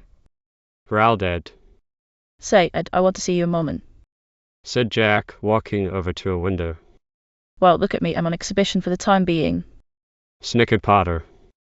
Oh, brats. Come over here. I want to talk to you. Got any money you want to invest? He asked as Ed approached. Sure, 7 cents. Stop your fooling. Got $10. If you have, I'll put you onto a sure thing. What is it? Buy a couple of shares of L.S. on a 10% margin. Last quotation 36. But a tip? That's what I have. I'm going down to the Siemens tomorrow to draw my pile. I have enough to call up 25 shares at that margin. Well, I'll think about it. Next morning L.S. opened at the same figure, and as soon as he got the chance Jack hied himself to the savings bank, drew his money, and dropping in on Oliver Bird, surprised that gentleman by asking him to buy 25 shares of L.S. for him. You ought to know your business, Jack, but it seems to me you're doing a foolish thing, said the broker warningly. That's where you and I differ at present. Back me for 25 shares more, and I'll let you in on the ground floor. What do you mean by that? asked Bird, curiously. Will you stand for the 25 if I tell you? Certainly, if you're determined to make the plunger, but remember, I strongly advise you against it. I owe you a good turn, and I'll back you for 50, so take your money away. That isn't business, Mr. Ward. I wouldn't accept any favors in this deal. I come to you same as I would to any broker.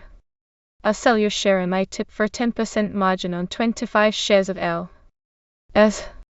And if you consider the tip worth it, I want you to deal with me same as you would with anyone else. Well, what's your tip, Jack? asked the broker, smiling doubtfully. Hudson Bradge are getting up a corner to boost L.S. How do you know that? asked Bird, sharply. Jack told him what he had overheard the two men say at the capitalist's office the day before. Mr. Bird considered a moment. I don't mind admitting that your information is valuable, and I'm going to look into it. If I find from indications that are bound to show themselves in a day or two that a pool has apparently been formed, I'll stake you for 100 shares the tip is worth it easily. All right. Much obliged, said the boy joyfully. That's business, and my $100 will give me 25 shares more. But you must let me use my own judgment about selling out. You better let me attend to that, Jack. Thanks, but I've got my own idea. I'd like to feel independent in the matter. I've been studying the market for some time, and if you can show me the little wool I've got, you're welcome to do so. I shouldn't want to do that, Jack, laughed the broker. And I don't propose to give you the chance to do it, grinned the boy. You're a case, young man. Drop in and see me in a day or two. All right, sir. And Jack took his leave, feeling that at last he was getting to be of some importance in the street. Chapter Roman 11. The greatest scare of his life. When the exchange closed the afternoon, L.S. was quoted at 3,618. It opened at the same figure on the following morning, and when business was over for the day, Jack's eager eyes noticed that it had advanced only 1/2 a point. Next day it opened at 37, and during the morning the young speculator managed to drop in on Oliver Bird. Come inside, said his friend the broker. I want to see you. Jack hastened into the private den. Here's a memorandum for 125 shares of L.S. which I bought for your account at 36.5, but have made it 36, as that was the figure you ordered the stock at, and as I didn't buy it till yesterday, I had to pay the fraction extra. I'll hold the stock subject to your order, of course. I'm satisfied that a corner has been formed to bull the stock, and that it will go up to some purpose in a day or two. I stand to win something handsome myself on this deal, and when I've cashed in, I am going to treat you to a sherry blowout. Well, I hope you'll make a good thing out of it, Mr. Bird, for you've put me in the way of becoming a small capitalist myself. You don't owe me any thanks, it's all the other way. But recollect, you've assumed the responsibility of your own deal. I only hope you won't make a wrong move. After the stock will have reached a certain figure, and what that will be no man can guess, the bottom is liable to drop out at any moment. Should you be caught on the toboggan, your profits will vanish like smoke. Yes, sir, I understand that. But I'm out for experience, and I'm banking that it'll be on the right side. Well, my lad, I admire your nerve, but while you have the advantage of inside information at the start, the lack of experience on the market may land you in the soup when you least expect it. In spite of his natural assurance, Jack's nerves were all of a tingle during the next 10 days as he followed the rising quotations of L.S. from 3,612 to 76, the closing figure when the exchange shut down on the 10th day.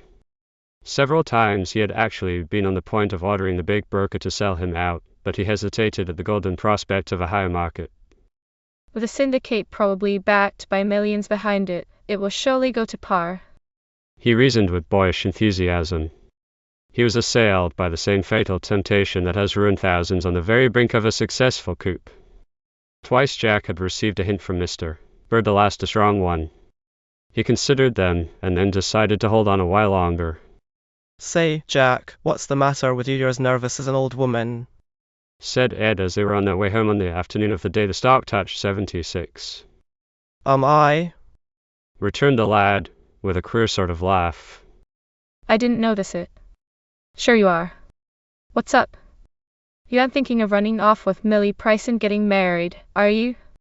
Jokingly. Hardly, old man. Haven't been robbing the office safe with a view of emigrating to Canada. Not much chance for that. With what was intended to be a cheerful grin. Then what's troubling you? Is my hair turning grey? I haven't noticed that it is, said Potter in some surprise. Why? I didn't know but that it was. You seem so concerned about me. Stop your jollibing. You're different to what you were a week ago, and that's enough to show that you've got something on your mind. Ain't I your friend? Certainly. Then you oughtn't to keep me in the dark. I won't after tomorrow. Why not now? Because I've particular reasons.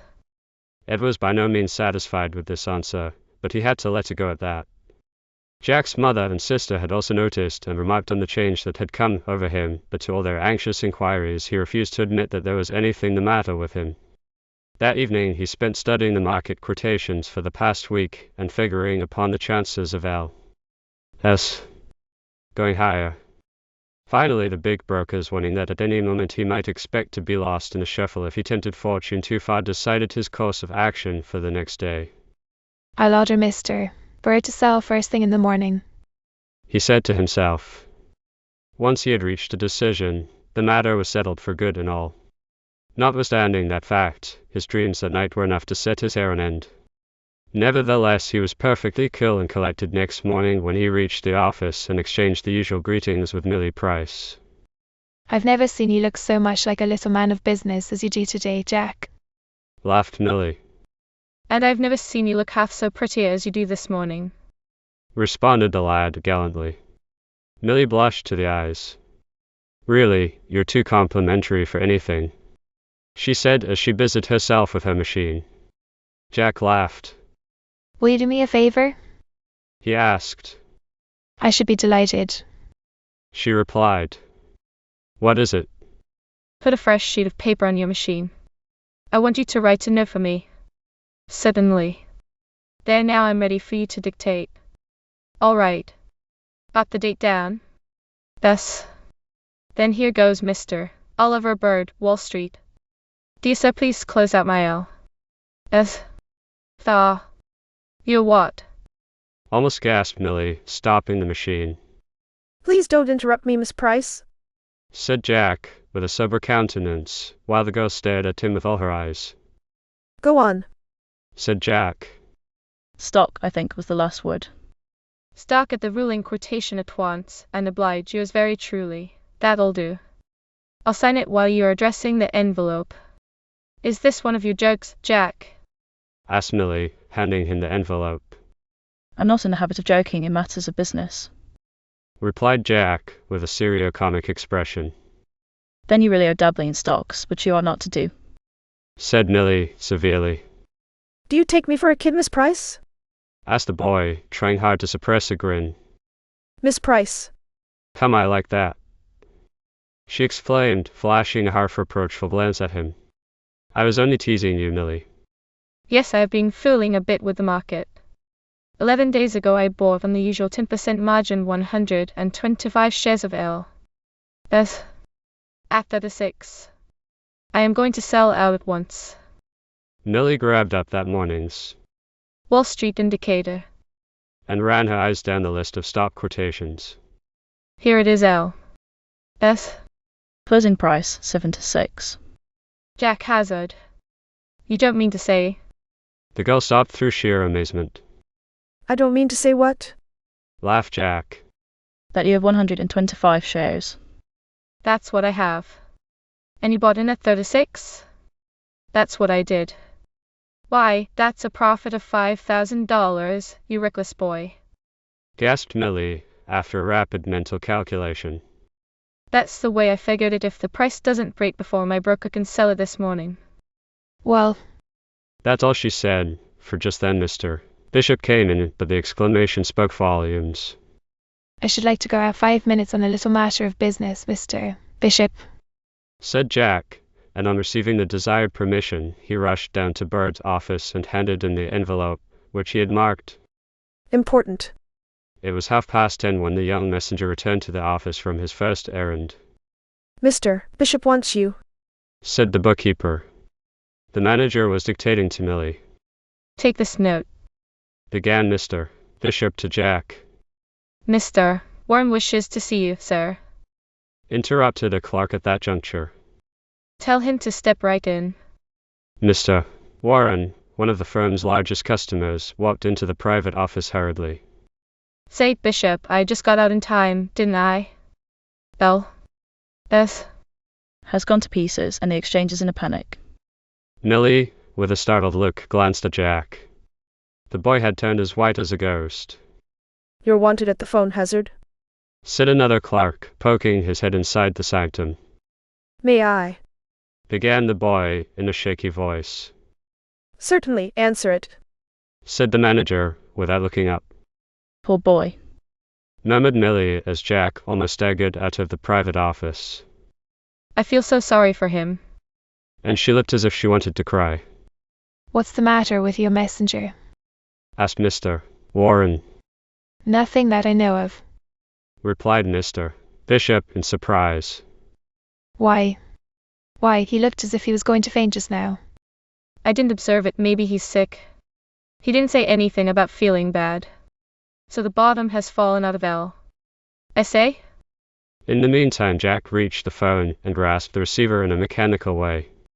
Well, He shouted hoarsely. that you, Jack. That you, Mr. Bud. This. L. S. is on the slum, and no telling where it will fetch up, but you're safe, young man. Your order to sell came in the very nick of time. I disposed of your stock at 7 to 6, the top figure, and I had hardly recorded the transaction before Yates, a big gun, dumped 10,000 shares on the market. Hearts couldn't handle it, and pandemonium has resulted. I congratulate you. You had the closest kind of a call. See you later. Goodbye. Gee whiz. Muttered Jack as he hung up the receiver, barely repressing a whoop of delight. I've scooped the trick. And to think that a minute ago I was nearly frightened out of my boots. Chapter Roman 12. The Dude and the Violets. Jack hustled on his next errand as if the wings of Mercury were attached to his ankles. He was fairly tickled to death over the coup he had made on the market. $5,000. It kept ringing in his ears and lapped time to his nimble footsteps. And it was pleasant music, too, you may well believe. When he got back, the first thing he did was to tell of his good luck to Millie. And wasn't she glad? Well, don't say a word. She had been fearing the West and sympathizing with him in her mind, and after all it had been a false alarm. What are you going to do with so much money? She asked with a smile. I haven't decided whether I'll buy a farm or start a bank. Replied Jack with a happy grin. What a comparison. Laughed the pretty stenographer. A little while afterward he told Mr. Bishop, and the manager was amazed. You're a lucky boy, Jack, but don't try it again. Late in the afternoon he went around to Bud's office.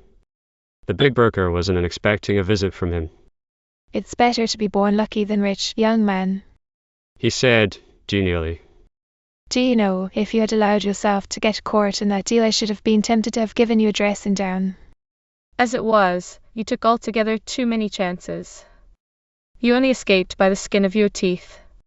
Why, I got rid of my holdings at 6 to 9 2 days ago, and I was half tempted to sell you out at the same time. Only, you see, that isn't according to Hoyle. I'm glad you didn't treat me like a kid, for that is what it would have amounted to if you had used your own judgment against my orders. I'm glad myself, seeing how the thing has turned out. I'll send you a statement and a certified check tomorrow. Don't forget to deduct your regular commissions, said Jack promptly. All right. Replied the broker, who understood the boy thoroughly. I wish I was of age. Said Jack wistfully. Why so? Because then I could sign checks and not have to draw my money personally whenever I wanted to use it. It would save me lots of time. I hope you aren't thinking of making a practice of this sort of thing. If you are, you'll make a mistake. The best thing that could happen to people who come into Wall Street is to lose their first deal. It might serve to scare them off for good. Your advice is good, Mr. Bird, and I'm much obliged to you for it, but if I see another good thing going to waste, I should feel sorry to let it get away from me. Good things are not handed out to the public, Jack. You came by the L.S. tip through sheer horse luck, a chance in a million. Jack made no answer to that, but took his leave soon, after promising to dine with Mr. Bird the next evening at Sherry's. On the way back to the office, our young messenger boy bought a nice bunch of violets, which he artfully attached to Millie's Remington while she was taking down the final dictation of the day in Mr. Atherton's room. Where did these come from?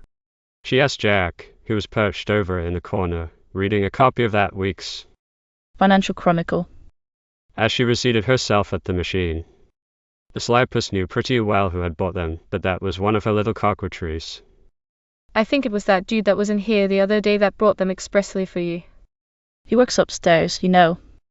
Replied Jack, smothering a grin. Before she could reply, in walked that self-same Jude, Percy Chamberlain, with a duplicate bunch of violets. And straightway he pranced up to Millie and held out the flowers, with a low bow. Will you accept these flowers, Miss Price? Bought them expressly for you, don't you know? Millie was astonished. Why hello, George Augustus Fitzwilliam.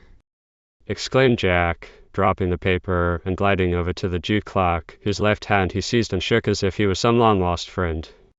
We haven't seen you for 2 whole days. Where have you been keeping yourself? Percy, who was a tall, thin, good-looking Englishman, one of the clerks of the British and North American Fire Insurance Company, with offices on the 3rd floor of the building, gave a howl of pain and then hopped about the floor like a monkey on a hot stove. What do you mean, fellow, squeezing my hand in this manner? Don't you know any better? Percy was very angry indeed. What do you want me to do? Give you one of those pump-handle shakes?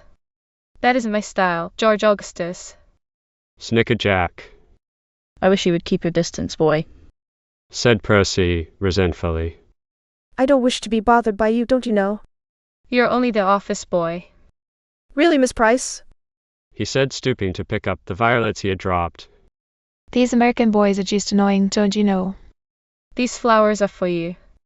Hot house specials, from Hutchins.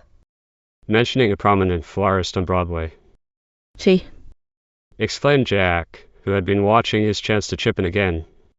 I'm sorry to call you a liar, George Augustus, but you bought them off that digger downstairs. That's where these came from, and if there's any difference between them, I'd like you to point it out. Same trademark on each. And he pointed to the bit of red cord with which each bunch was secured. 1 bunch is quite enough for me, said Millie, with a laugh. If you'd come first, Mr. Chamberlain, why, I might have accepted yours. Really? Began Percy. Come, George Augustus, you'd better sneak. Miss Price has several letters to copy, and she wants to get home sometime this afternoon, don't you know? Mimicking the Englishman. Would you accept them, Miss Price? Persisted Percy, after an indignant look at Hazard. You will have to excuse me, Mr. Chamberlain, said Millie, turning to her machine and commencing to click off her notes, thereby ignoring the Judish visitor. Goodbye, George Augustus, cried Jack, as the disappointed Englishman started slowly for the door. Come again when you haven't so long to stay. You're an insulting fellow. I don't wish you to notice me again, angrily retorted the insurance clerk just as he was passing out of the doorway. It was very kind of you to bring me those violets, said Millie to Jack as the door closed. It's my favourite flower. You see, I'm getting reckless now. I've money to burn. Laughed the boy. Next thing you know, I'll be asking you to marry me. You silly boy, exclaimed Millie, blushing furiously as Jack ran away. Chapter Roman 13. Sealers Hawkins, from Avalanche, N.D. A few days after that, as Jack was coming out of the post office, he was stopped by a sunburned, countrified-looking man, who said, Wow, Sonny, can you tell me where Nassau Street is? Sure, come right along with me and I'll steer you into it, replied the boy, good-naturedly. But before the countryman could take a step, a dark-featured man, dressed in a checked suit, with a Brazilian sunstone and a gaudy scarf, and a strong odor of the tenderloin about him, stepped up and, grasping the farmer by the hand, exclaimed, Why, how do you do, Sealers Hawkins? When did you come to town? Well, no, you seem to know me, mister, but I'm gosh darned if I can places you for a cent, answered Farmer Hawkins, in a puzzled way. Why, I was down in your neighborhood all last summer. Avalanche, New Jersey, is where you live, isn't it? Well, no, I expect you are right there, mister, but I don't recollect you just the same. My name is Bond, Steve Bond. Sealers Hawkins shook his head, while Jack Hazard, who stood a few feet away, sized the other stranger up for confidence man. He was certain of it a moment later when the farmer said, Seems you're the second one that stopped me since I landed from the ferryboat. The other chap thought he knowed me too, but when he found out my name was Sealers Hawkins and that I lived in Avalanche, New Jersey, why, he apologized and went off. He thought I was Josh Wickham from Newark. Ho, poor. You mustn't mind that, Hawkins, said the man, with a crafty smile. We New Yorkers are mighty glad to meet our friends from the country, and we'd always do the right thing by 'em. Well, now, you don't say. Say, put in Jack at this point. I'm waiting for you. You want to find Nassau Street, don't you? Never mind, young man, you can run along. I'll take charge of Mr. Hawkins and show him all that's to be seen. The New Jerseyman seemed undecided what to do, seeing which, Jack decided to block the sharper's game. Look here, he said, in a low voice. I'm dead on you. There's a cop across the street. If you don't take a glide, I'll run over and give him the tip-off. The sharper saw that his game was up. I shan't forget you, young man, if I ever come across you again, He said, angrily, as he turned and walked away without another word to the countryman. I reckon you don't know me arter all, Remarked Mr. Hawkins, taking a fresh hold on his carpet bag as the man from the Tenderloin faded around the corner of the post office. Still, he seemed to have my name and where I come from right pat. He didn't know you at all. That fellow was a confidence man. And as Sealers Hawkins followed across the street into Ann Street, the boy explained the old thread again to him. Well, Nao, you're right smart, I reckon, to see through that chap at once. I suppose you drink, don't you, Lou? A glass of cider would kinda hit me in the right place. And Hawkins paused in front of a saloon. I'll wait for you if you don't linger too long. Answered Jack. Ain't you comin' in? The boy shook his head. Well, I won't be more'n a minute. Jack glanced over a cheap lot of books on a vendor's cart drawn up alongside the narrow walk until Sealers Hawkins reappeared. This is Nassau Street, Said Jack, after they had walked a short block. Where did you want to go? Well, I'll tell you. I want you get you Wall Street, and Domini Hudson of our town told me if I found Nassau Street I could walk right into it. He told you right. Come along, I'll take you there. Be you going that way, then? Sure, that's where I work. Sho. You don't say. Maybe if you can tell me where I can find some of them thar bulls and bears what folks talk about. You want to visit the stock exchange? I'll get you an admission ticket from my boss. Will you do? That's kind of you, Zoo. Where do you expect to stop while you're in town? Asked Jack, thinking he might direct Mr. Hawkins to a cheap but respectable hotel. Well, I'll tell you. I'm going over to Brooklyn to try and hunt up a niece of mine I hain't seen since she was married, nigh unto 20 years ago. Her name was Sarah Dusenbury, but she married a Price. She's got a grown-up daughter that works one of them highfalutin written machines like this. And Mr. Hawkins dropped his bag and proceeded to give a comical illustration of how one clicks the keys of a typewriter. Her name isn't Millie Price, is it? Exclaimed Jack, with some interest. Why, how did you guess that? That's the gal's name, sure. Would you know her if you saw her? Well, no, seein' as I hain't never seen her in my life. She's a good gal, I've heard, and I've concluded to do something for her and her mother. I've saved a little something since I took to farmin', and as I hain't got no one but my niece to leave it to, I've come on to hunt her up. You'd better come to the office with me. A stenographer is named Millie Price, and perhaps she's your relative. Well, it won't do no harm to see the gal. She can tell if her ma's name is Sarah Dusenbury Price and if she was born down east in the same town I hailed from, and sich like. So Jack piloted Sealers Hawkins into Etherton's office. Then he rushed up to Millie. Was your mother's name Sarah Dusenbury before she married Mr. Price? Yes. Replied the girl, opening her eyes very wide indeed. How did you come to find that out, Jack? I met a relative of yours, Sealers Hawkins, and brought him here. He's in the reception room. He wants to find where you live. Hadn't you better see him? I've often heard Mother speak of her Uncle Sealers, but I've never seen him nor has he ever seen me. Well, Millie, I think he's a good thing to freeze to, as he told me he has money and calculates on doing the right thing by you and your mother.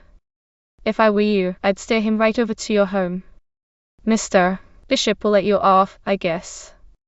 Go out and see him now. And don't ever say I didn't do you a good turn. Millie had no trouble in identifying herself to Mr. Hawkins' satisfaction.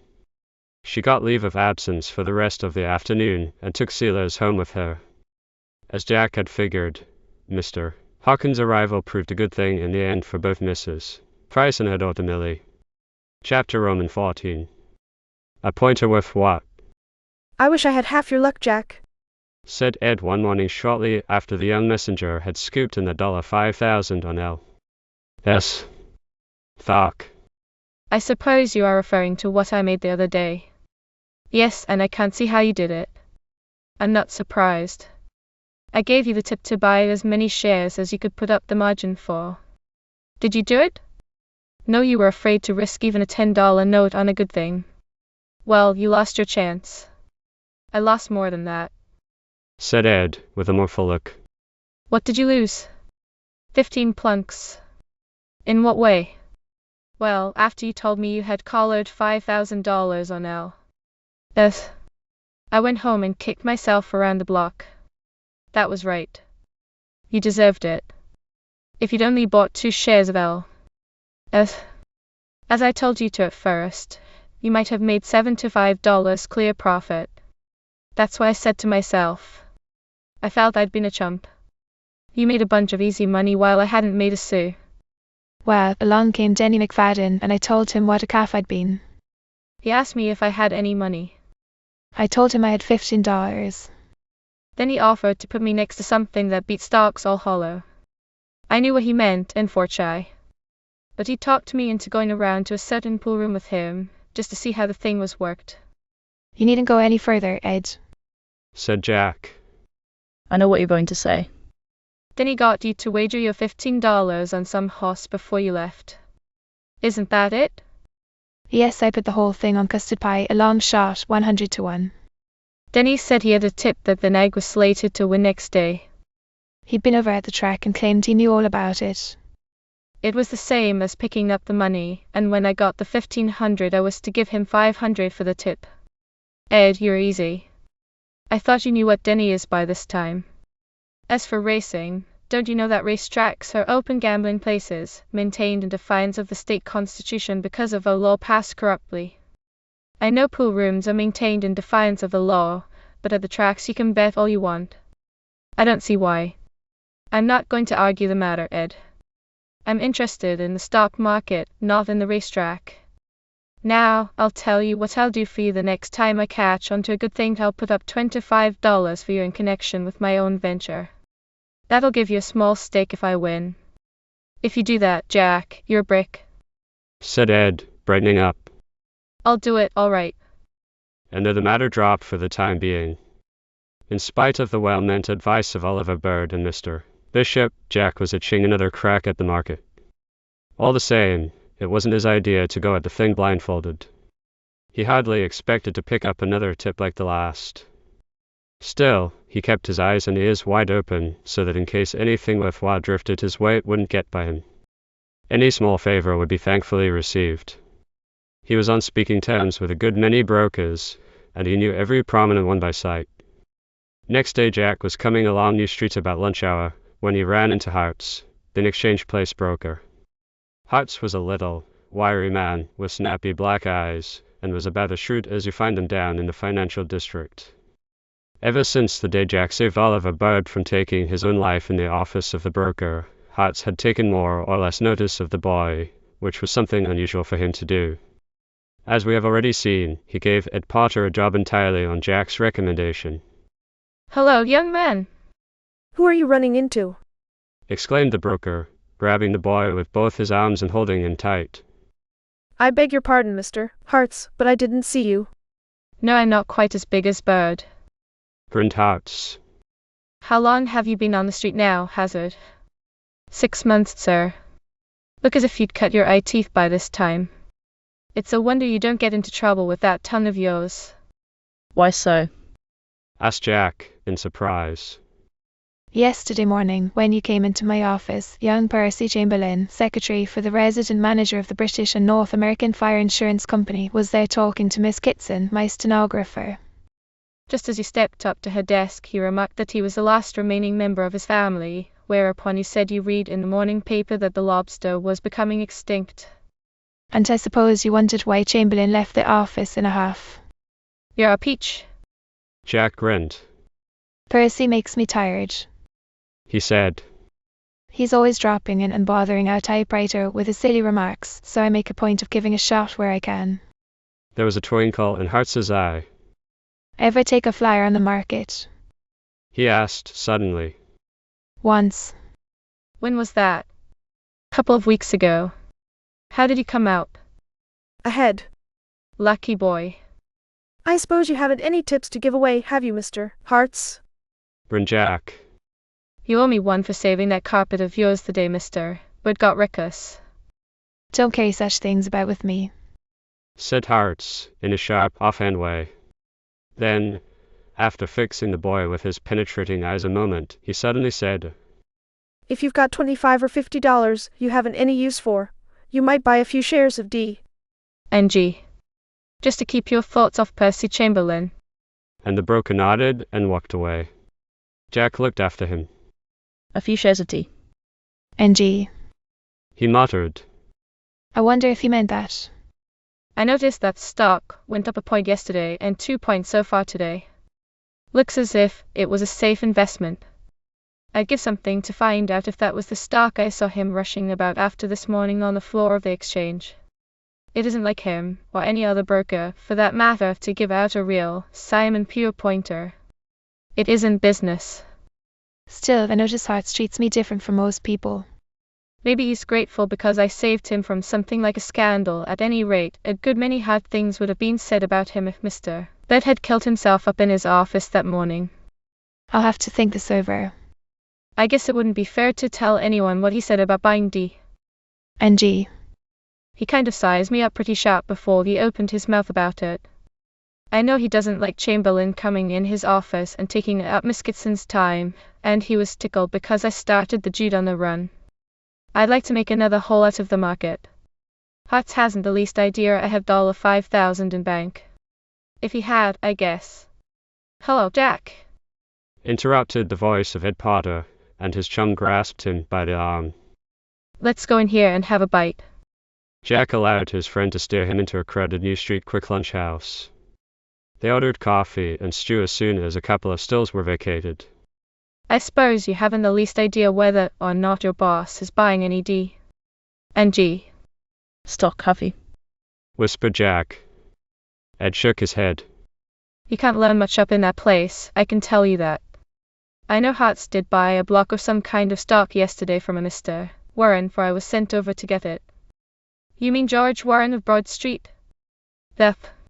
Jack made a mental note. And I fetched another stack of stock this morning from Bentley and Clues. You don't know what that was? Nope. Say, Ed, I suppose we take in the academy tonight.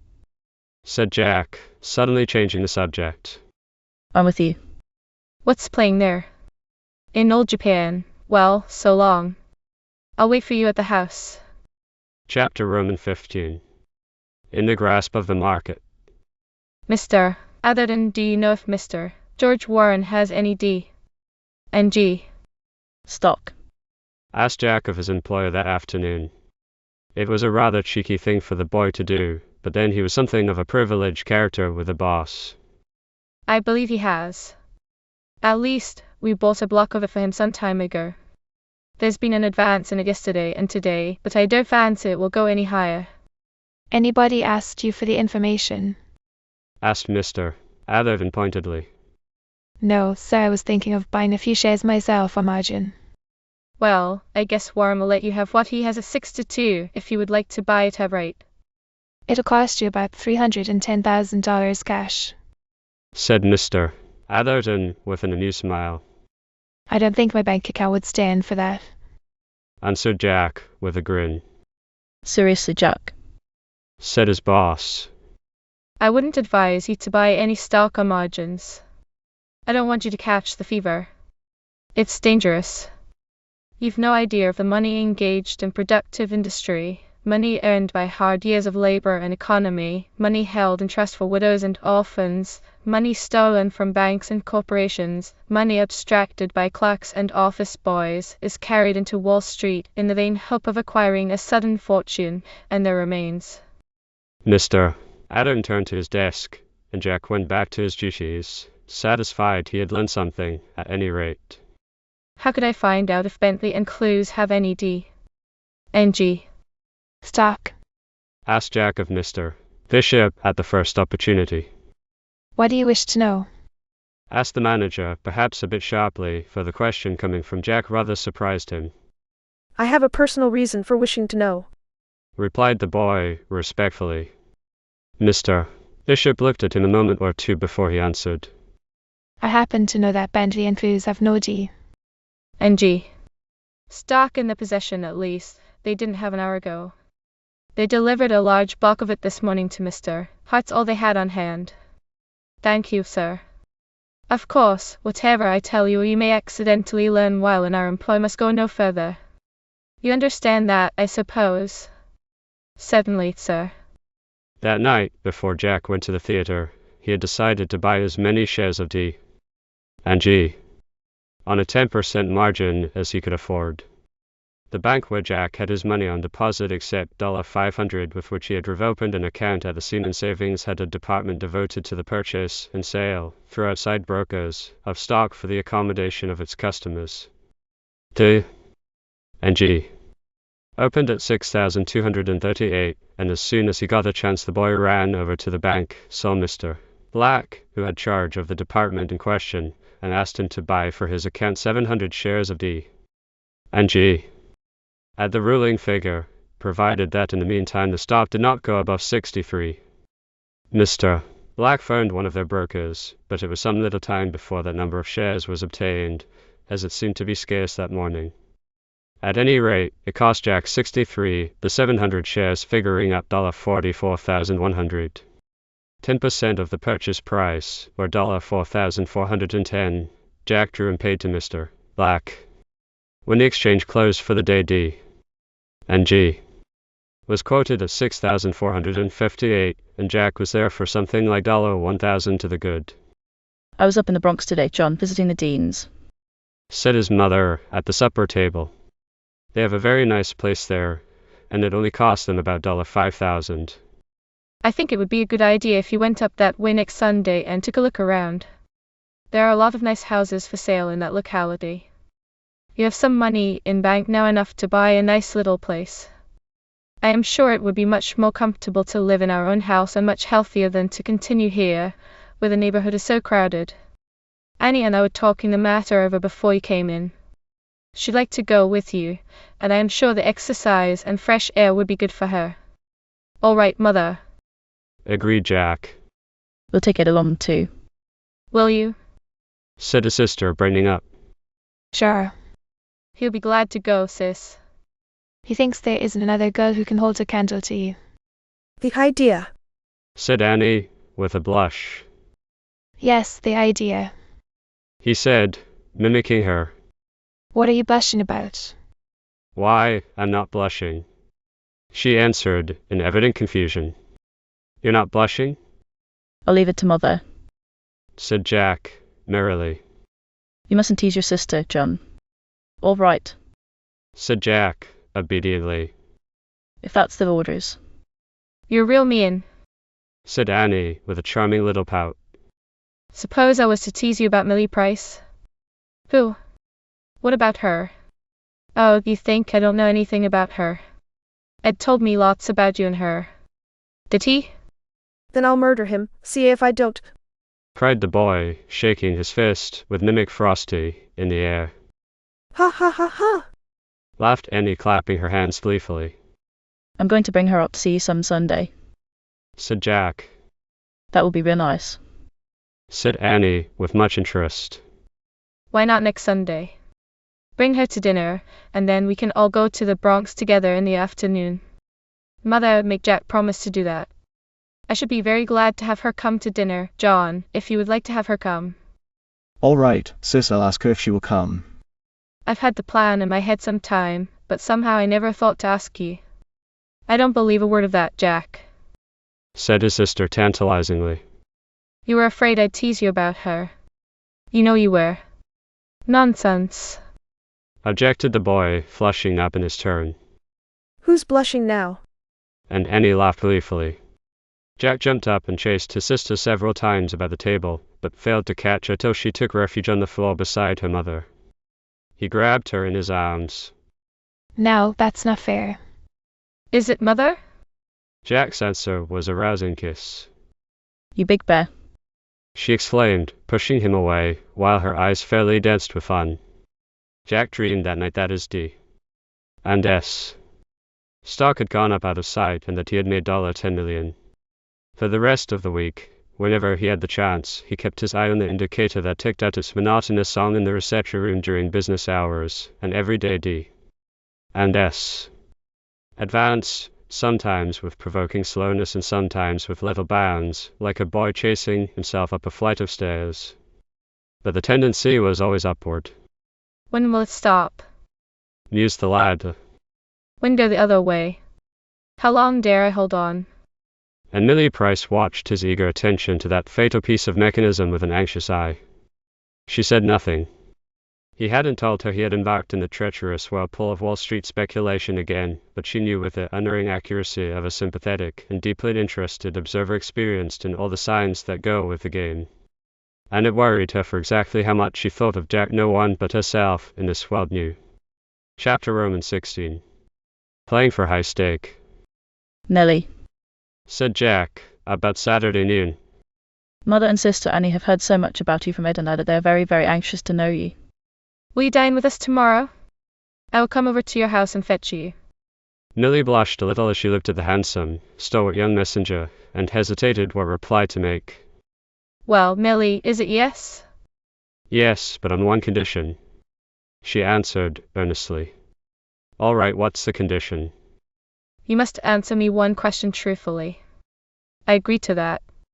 But do you think I would not answer truthfully any question you might ask?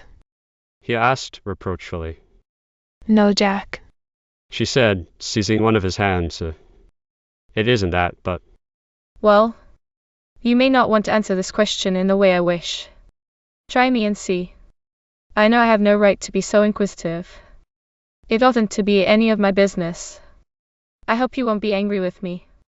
But Jack, I'm afraid. She stopped, and the boy thought he saw a tear glisten in her eye. Promise me that you won't be provoked with me. She continued, impulsively. Why, of course, I promise you. He said, greatly curious to learn what it was that affected her so deeply. You've gone into the market again, haven't you? Why, how did you guess? He asked in surprise. How? There are a dozen signs you have given which are quite plain to me. Well, I admit the fact. How much of your $5,000 have you risked on a margin? She continued, with some hesitation. How much? Almost the limit. Oh, Jack, I feared as much. You're so enthusiastic, so reckless. I'll tell you the story and let you judge for yourself. And he did. Do you really mean that, Mr. Hartz gave you that tip? That's what he did. From what I have heard about him, he's the very last man in Wall Street to do such a thing.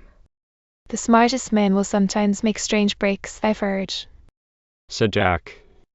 I believe Hartz wanted to do me a favour for that affair of Bode in his office, but I doubt if he really would have given me such a tip 999 times out of 1,000, for business reasons, you know. You bought 700 shares of D. and G. at 6 to 3. What is it today? She asked anxiously. Last quotation when the exchange closed at noon was 81. 81. Exclaimed Millie. A gain of 18 points in less than 6 days. Why, you crazy boy, why don't you sell? Because I expect it will go to 90 to 3 figures, for that matter. Hartz's corners are almost uniformly successful, I have heard. You foolish boy. They may quietly unload at any moment. I don't think they will until the stock goes above 90. Why? She asked with astonished eyes. I couldn't explain to you, Millie, just why I believe so. I've been studying the ground. I've even found out several of the people Hartz has gotten with him. Every one of them can write his check for $1 million, lose it, and not miss the loss. Why, how could you get such inside information? Simply by having something definite to start with that was Hartz, and then by using my eyes, my ears, and my brains. Jack, you are either a wonder, or... She didn't complete the sentence. Or a chumpy. He said, with a light laugh. I intend to hold out for 9 to 2 if the stock goes that high, as I feel sure it will, and over. That will return me a profit of $20,000, which, added to my original capital, will make me worth $25,000. Pretty good for a boy. I was 17 3 months ago. Well, Jack, I earnestly hope that you will come out all right. But you're taking a terrible risk, and I shall be nervous till I know you have won out. It is understood I am to call for you tomorrow, is it? Yes, Jack, it is.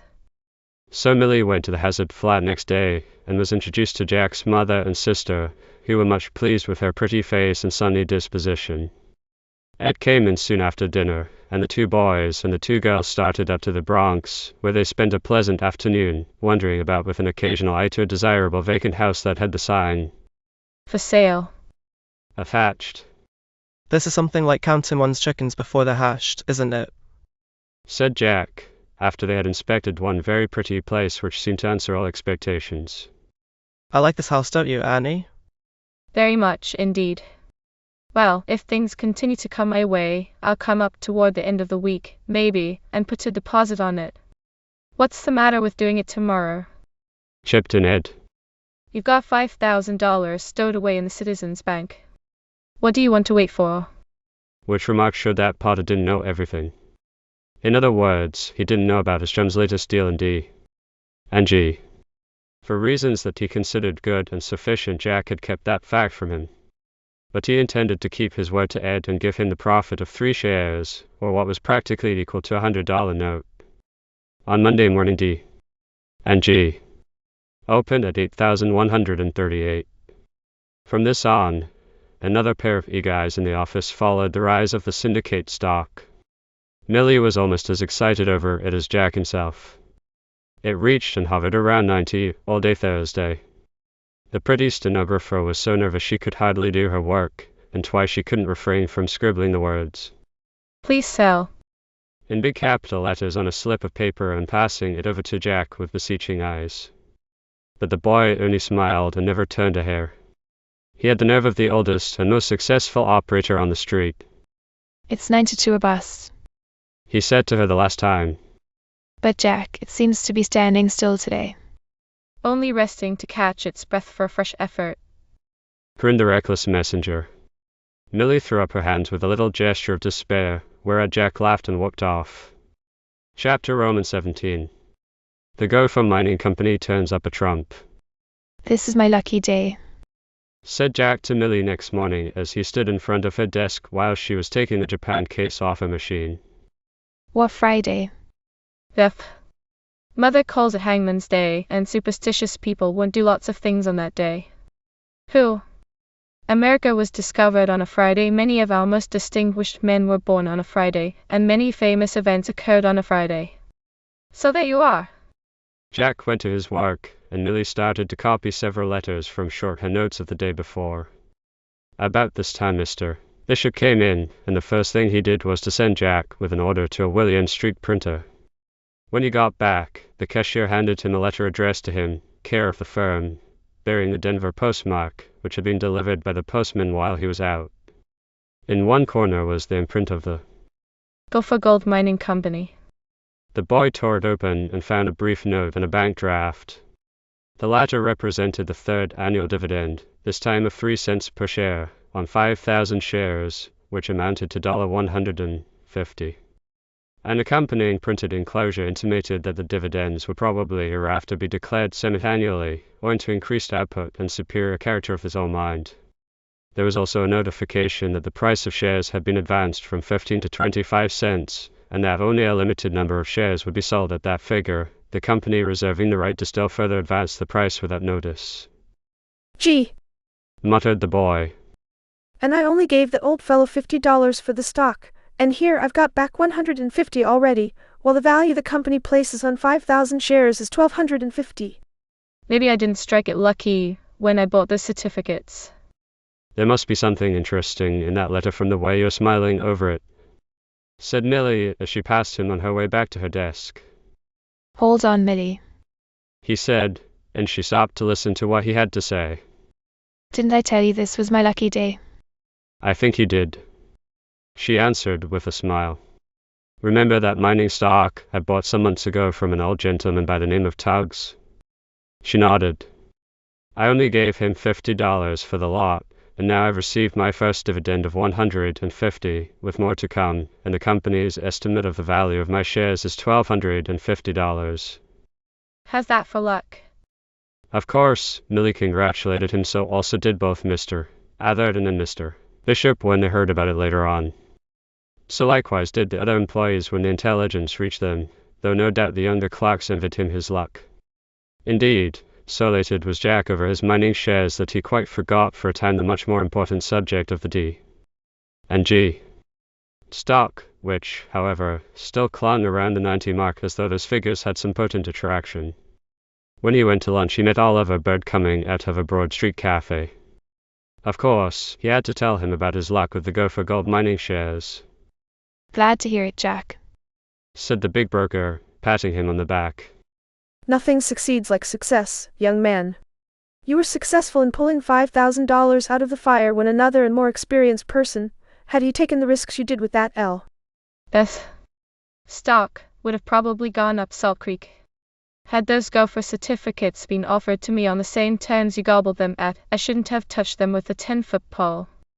They were not so wildcatty, after all. Grinned the lad. It seems not. You're a pretty cute boy. It isn't my fault. I must have been born so. Laughed Jack as the broker gave him another slap on the shoulder and passed on. Hello, Mr. Hart. To that operator who came up at that moment. Seen Percy Chamberlain today? The broker's eyes twinkled, and he shook his head. He hasn't dropped in on our Millie for 3 whole days. Grinned Jack. Must have struck a new match somewhere. She has my sympathy. How's D? And G. What about it?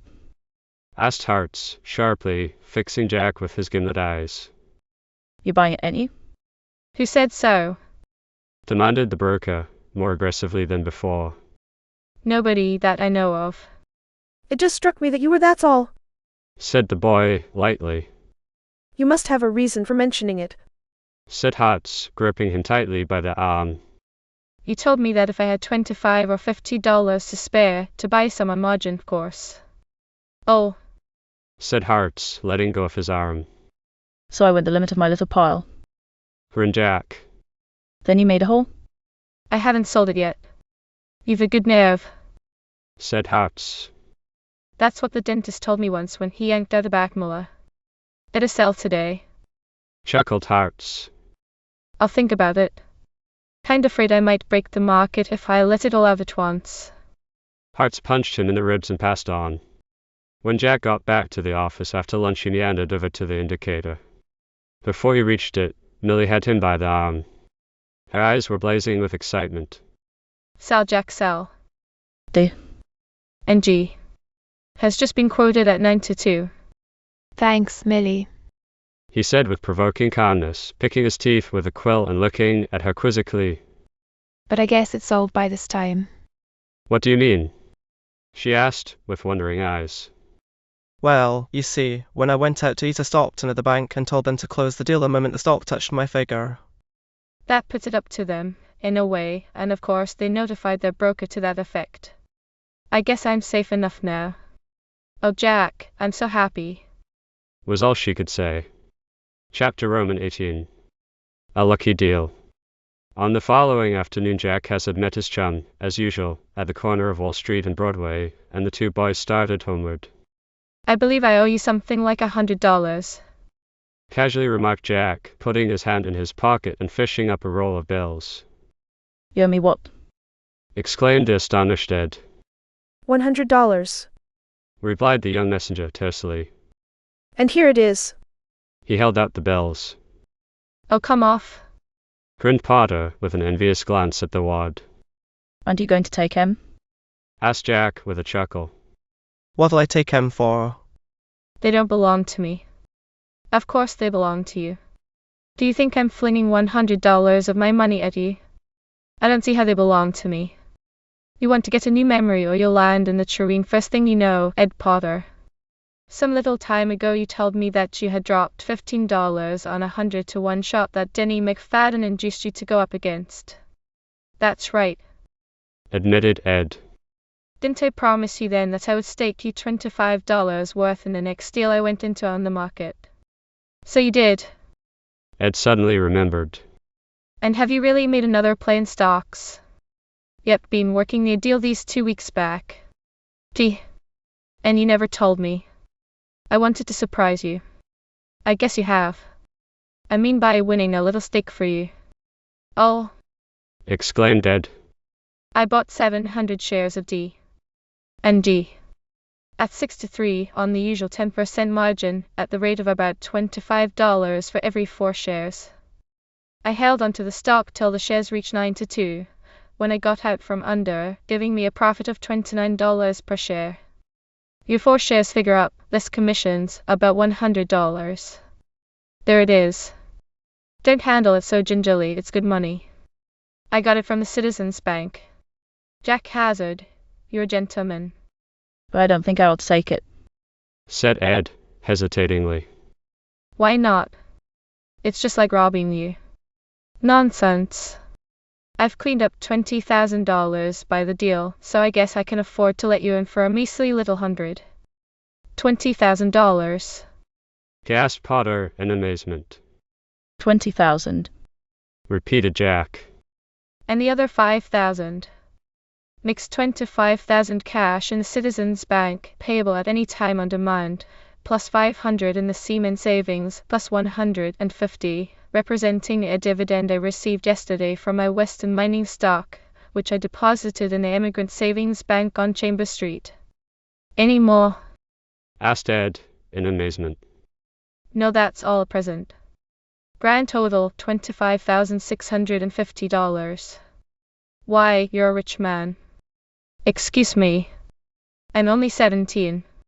Won't be a man for 4 more years yet. That don't cut any ice with you. It isn't the legal limit that always makes the man, said Potter sententiously. I don't call Percy Chamberlain a man, and he is over 21. You do me proud, Ed, said Jack as they turned into East Broadway. Don't mention it. But how did you get the tip this time? Or did you go it on your own judgment? You'll never guess who put me onto it. Well, I shan't try. Hearts. My boss. In surprise. Jack nodded. But remember, you mustn't let on to a living soul. Then the boy told his companion a story of a second fortunate deal on the stock market. Someday you'll be a multimillionaire, Jack, said Ed, looking at him admiringly. I hope to keep out of the poorhouse, at any rate. No fear of you going there. I only wish I had your brains and backbone. You mean you wish you knew how to use the brains and backbone you possess yourself? Have it any way you like. Suppose you take this 100 and use it for me when you make your next plunge. I might lose it. I'll risk that.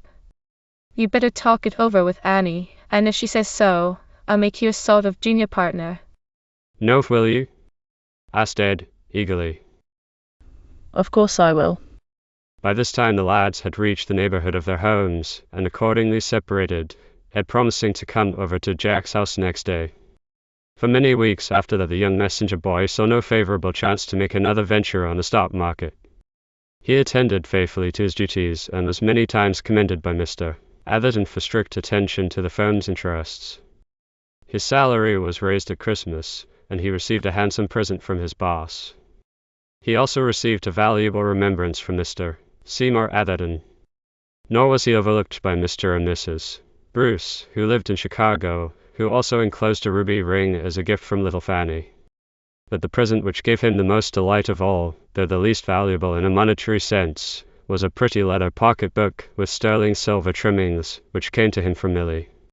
What Jack gave her the pretty stenographer showed only to her mother, and then put it away somewhere among her treasures. At length Jack Hazard's 18th birthday came around. He had made a few cautious deals in stock since the beginning of the year. They had been uniformly successful, though they had not netted him any very considerable profit in proportion to his 2 former successes. But he was satisfied, for he had doubled his capital, which was now over $50,000. He had also succeeded in putting a couple of $1,000 into his friend Potter's pocket, much to that young man's great delight, who expected to marry Jack's sister in the course of time. Not only that, but he had used some of Millie's money to great advantage.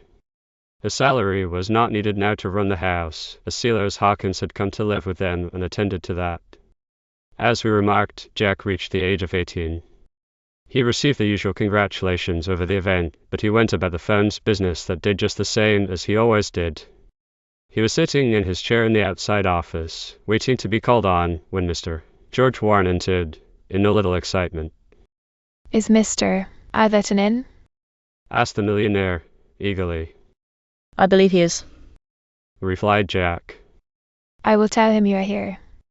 Mr. Warren was admitted to the inner sanctum immediately. In 5 minutes the boss bell rang, and Jack went to see what he wanted. Sit down, Jack, said Mr. Atherton, much to the boy's surprise. The young messenger took a vacant chair and wondered what was coming. I think you own 5,000 shares of the Gopher Gold Mining Company stock, Jack, said Mr. Atherton. Yes, sir. Do you care to sell it? I haven't thought about such a thing, replied the lad, in surprise. Mr. Warren wishes to buy some of the stock. He will give you $50 a share for your little block. What? Gasped Jack. $50? That's your offer, isn't it, Mr. Warren? said the broker, turning to his customer. The millionaire nodded. Why? Was all the boy could say. The fact of the matter is, Jack, the gopher has unexpectedly turned out to be a bonanza of the richest kind. Information has just come out this morning that a new lead has been opened up that promises Monte Cristo results, and the street is hot on the scent for any stock that is floating about.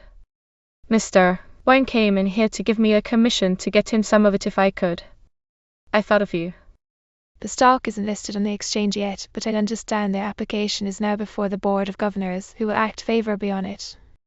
What it will be quoted at I do not pretend to guess, but Mr. Warren seems willing to take his chance at 50.